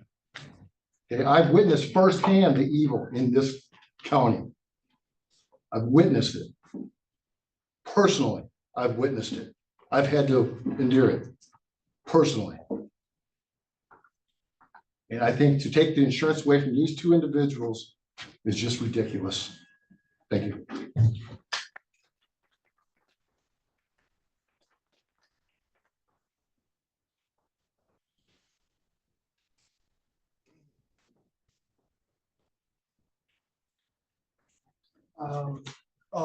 I just want to reiterate, we had great discussion about the insurance on moving forward in succession planning. And I think that's fantastic. So what I'd ask you to do is exactly what Judge said to some extent is let's do thoughtful deliberation. I'm asking you to have no changes enacted this year, and let's do the right thing and look at all the options, not make a decision now in a rush, in a haste, for no reason, for absolutely no reason. That's the right thing to do. Give it fair consideration. I am asking you, the board, to make that happen.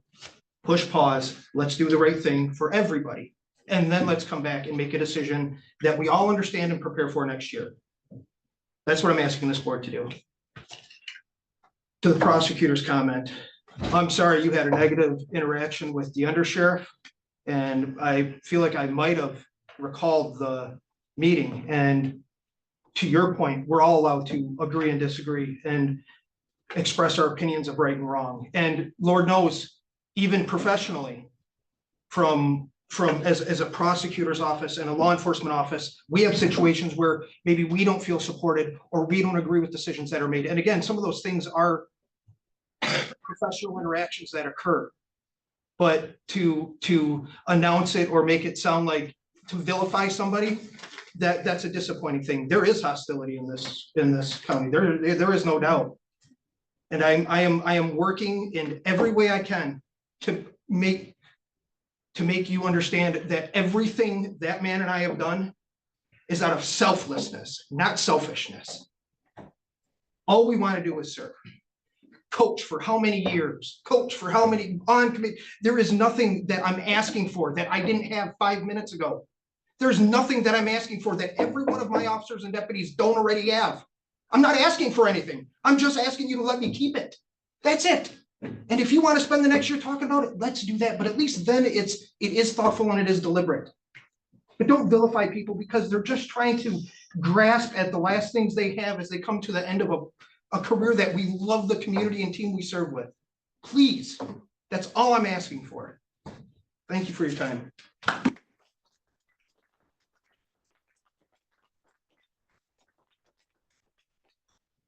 I want to make one thing clear, that was not a position regarding the insurance at all.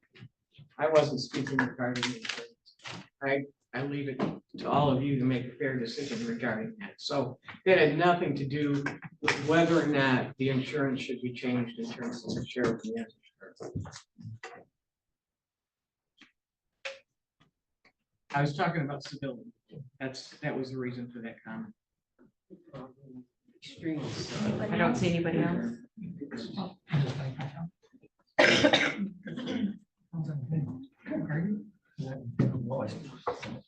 My name is Chris Mulherlick, and I'm a resident of Briley Township, right here in Atlanta. I'm a past EMS worker and also a search and rescue with Doug. I'm a canine handler. I have worked personally with the sheriff's department in cases of loved ones from the community. And if it wasn't for the support of law enforcement, your loved ones would not be found or saved or recovered if it wasn't for the cooperation between these agencies.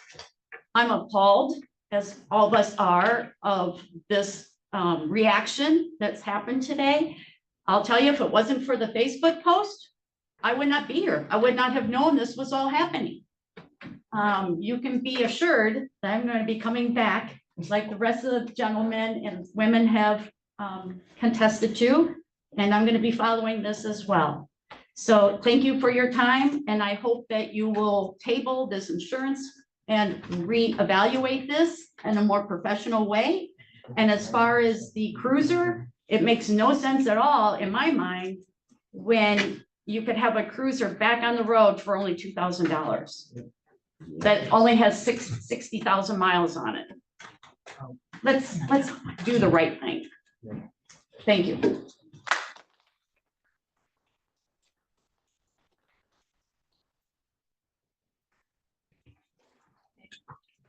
That's it, April? We got a little Deb, so she doesn't have any groups that she currently has that does a surcharge to add stuff back, so she couldn't really give me a specific number. She said it would be something the board would have to decide on what surcharge amount. Her suggestion would be looking at the 20% of like the HRA cost. What that would be, so you're looking at about a surcharge of between $150 to $200 a month, depending on the plans. So if that's something you wanted to do, you could add that. That's that 20% of, that's 20% of the HRA cost. And we put that, the HRA cost is more, but that's just the 20%. To provide the coverage that they would have. Yeah.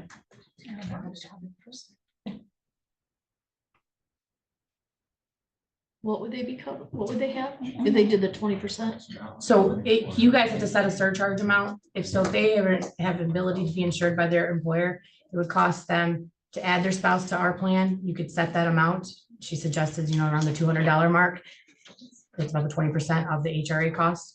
And then they would have to make the decision if it's cheaper to go with their spouse's insurance themselves as a single plan, or if they want to pay that additional amount on their plan. And that would be monthly. So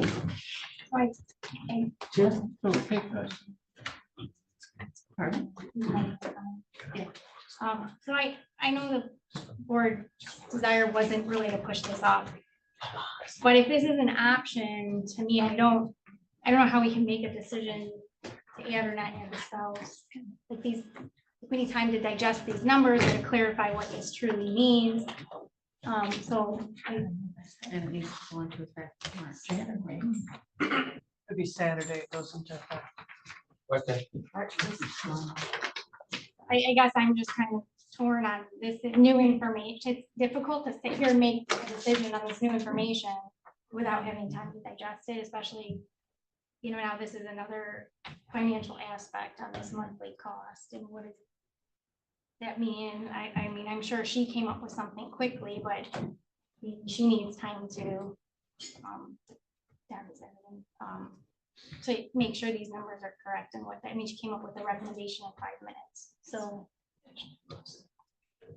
I don't know what to do with that information, other than take time to figure out what good numbers are and moving forward. That's what you're gonna do. So does anybody want to? I'm seeing, it could be wrong, but seems like the $2,400 employee number that I came up with for the HRA cost to the county is just being transferred to the employees to cover that cost on their own to maintain their spouse's health insurance. Roughly equivalent to what they're going to be paying. So I guess I'm confused. You talked earlier about the estimated HRA cost, but there's two parts to that. There's the HRA estimated copay cost, and there's the fixed copay cost, and then there's the HRA deductible amounts. So there's two parts to that. So it's not the 99. There's two parts to that, which.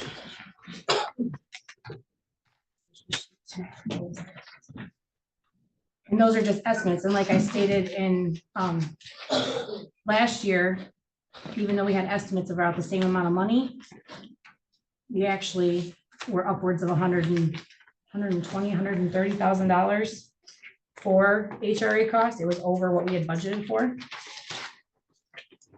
Largely due to the two employees that died of cancer in the past year. Or a spouse and an employee had to cause that cost to go way up. Well, they were on those plans for a few years doing treatments, which would have been expensive costs. So that's not necessarily the only reason why those costs went up without doing a full utilization of and disclosing what each person's utilization was. But the projected HRA and fixed copays amounts is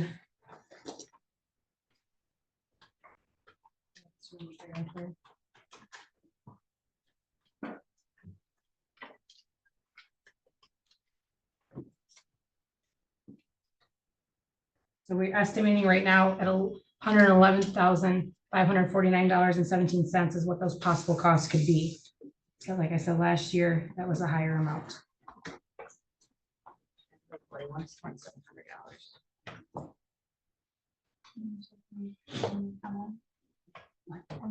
So if, from my perspective, a couple of things I just want to say. I think it's important to look at the insurance collectively. So if we're looking at savings countywide, I do think it looks like to me from my past experiences in employment, our deductibles for employees are really low. What are the other options, as the controller was suggesting? Looking at that collectively to see countywide, what is best, where could we save? And as part of that, looking at this for those, and I'm not going to say sheriff and undersheriff, I'm going to say employees hired prior to 2011, because that's what this policy is being implemented for. Looking at that, and maybe it does come back after looking at everything, where can we save? Maybe it does come back that still makes sense prior to 2011. We would make this change, but if we can look collectively at the insurance and find ways that, isn't an adverse impact, I guess, to the majority, and we can save money, I think it's worth going through that process.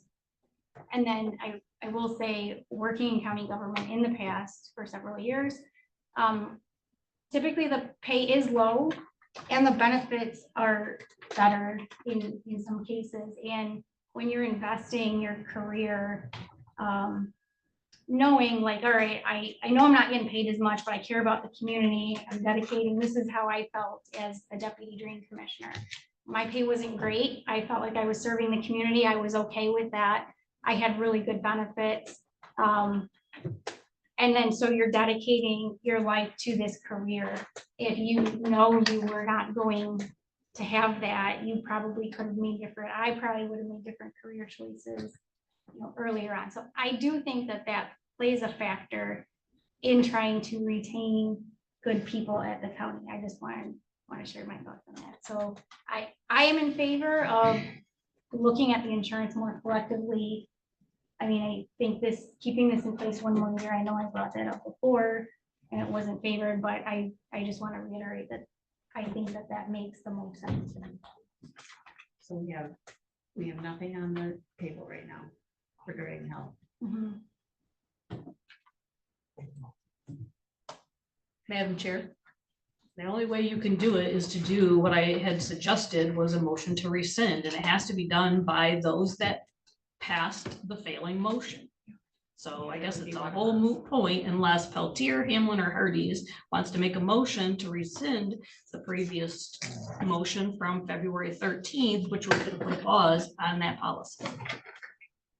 And it has to be passed with a 2/3 majority vote in order for there to now then be other discussion with a new motion. I will resend. Yep, I will make a motion to rescind. I would like to get a little bit more information. If we can get that. Your motion is to rescind the February 13th motion, which failed, pausing policy 7.13 on the health insurance. Do I have a second? Now, it doesn't have to be one of the failures to second. It has to be somebody who have made on that side. So it can be anybody now that can second the motion. It does not have to be one of the others. Okay. So we have a motion to rescind and a second. Is there any further discussion?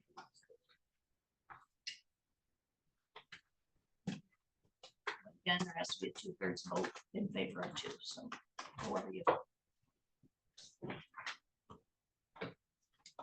Any further discussion? No, I just think there's more information available now, when I was told that the HRI was unknowable. I guess it's kind of is knowable, so that wasn't available in the last vote. In the ballpark. Yeah, and that's a lot of it, because there's other things that came up. So I'd like to get a little bit more information before we do anything.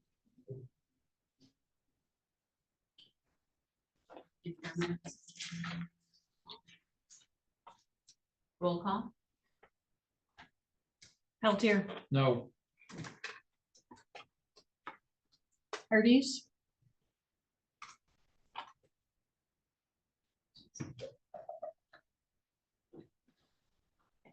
I agree with the consideration of, I like the idea of re-looking at the options that were suggested through that coalition. Looking at some of those other things. I do appreciate that. Yeah.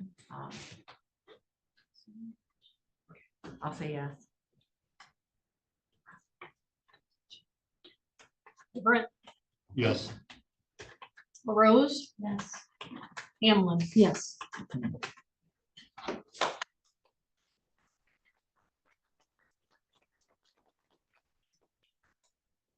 I have a motion. No, now you need a motion if you're going to continue with your pausing, because that motion had failed. So what are you going to do now with that policy? Because right now you still have it in the policy that you're not covering spouses. So I think at a minimum, you now need to go back to your motion to, you're gonna pause it. I thought that was the rescind. So we're rescinding a motion that failed. Yeah, So that's now why you I have thought I no did that. motion. So it's like the So motion you didn't need to happen. take you action. can You come have up to with take one. action. Right. That makes sense.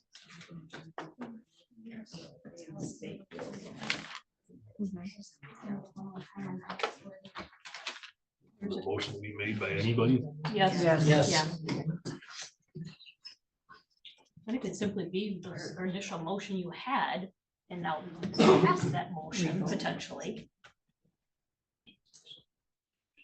Motion to pause for a year and reevaluate.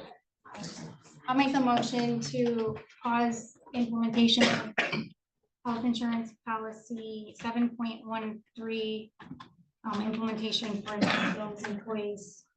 Prior to 2011, I believe that is what this was about, for the remainder of this year for reconsideration next year.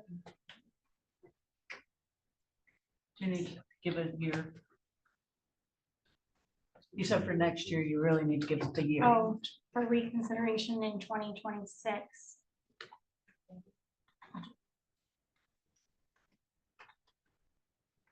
Do you want to read it back? No, we don't want to read it back because I don't know if I have it right. Yeah, I'm like all over the place on that one. I have, right now I have to pause implementation of the health insurance policy 7.13 implemented for those employees hired prior to 2011, and then I kind of got to give consideration, and then that's where I got lost. You could just make it very simple that you're pausing implementation of the policy 7.13 until the next health plan year starting 3/1/26. Okay, I mean, it was intended for, I guess I don't know if I can make discussion on emotion yet, but this whole conversation was related to employees hired prior to 2011, was it not?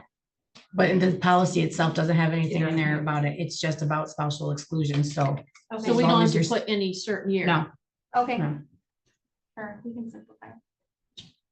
So again, Pause implementation of policy 7.13 until next health plan year start date of 3/1/26. I would like to say for reconsideration in 2026. I don't want to say pause until then, so that it just implements.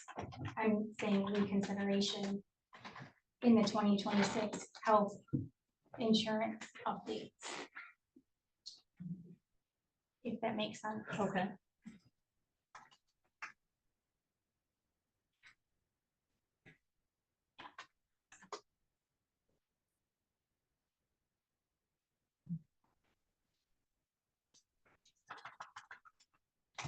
All right, let me see if I have it. Well, first, who seconded? Bob, you, Brent, you seconded? Nobody Oh, seconded. not yet. Yeah, We don't have a second. We don't Oh, have yeah. a motion yet. Okay, so I have a motion to pause implementation of policy 7.13 until the next health plan, till the next consideration. For consideration. Reconsideration. For reconsideration at the next health plan for Reconsideration. the 2026 health plan. Plan. The only reason I said you could just put pause is because we're doing policy special meetings. You can make that part of your special meeting discussion.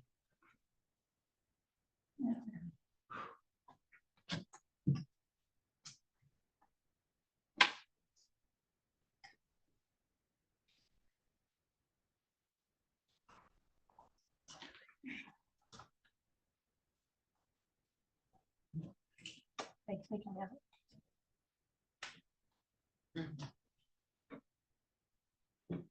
Pause implementation of policy 7.13 until next reconsideration at the next health plan 2026 updates. Sounds good.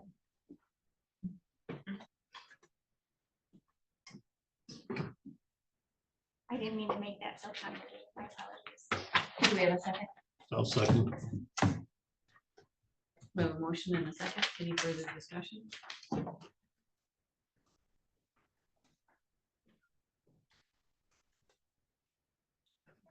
Roll call, please. Can I check it out? Hardee's.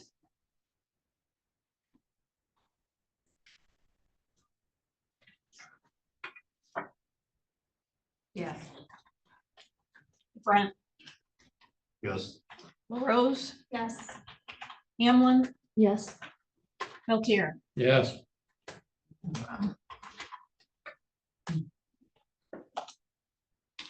Motion passed.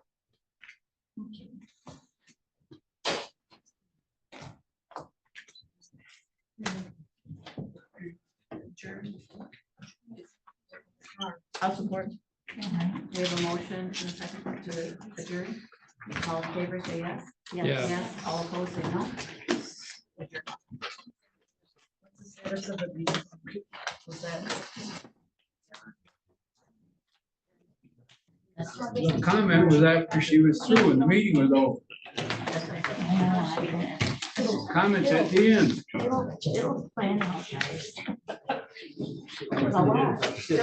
Meeting and nobody How many people are volunteering? Tell me that.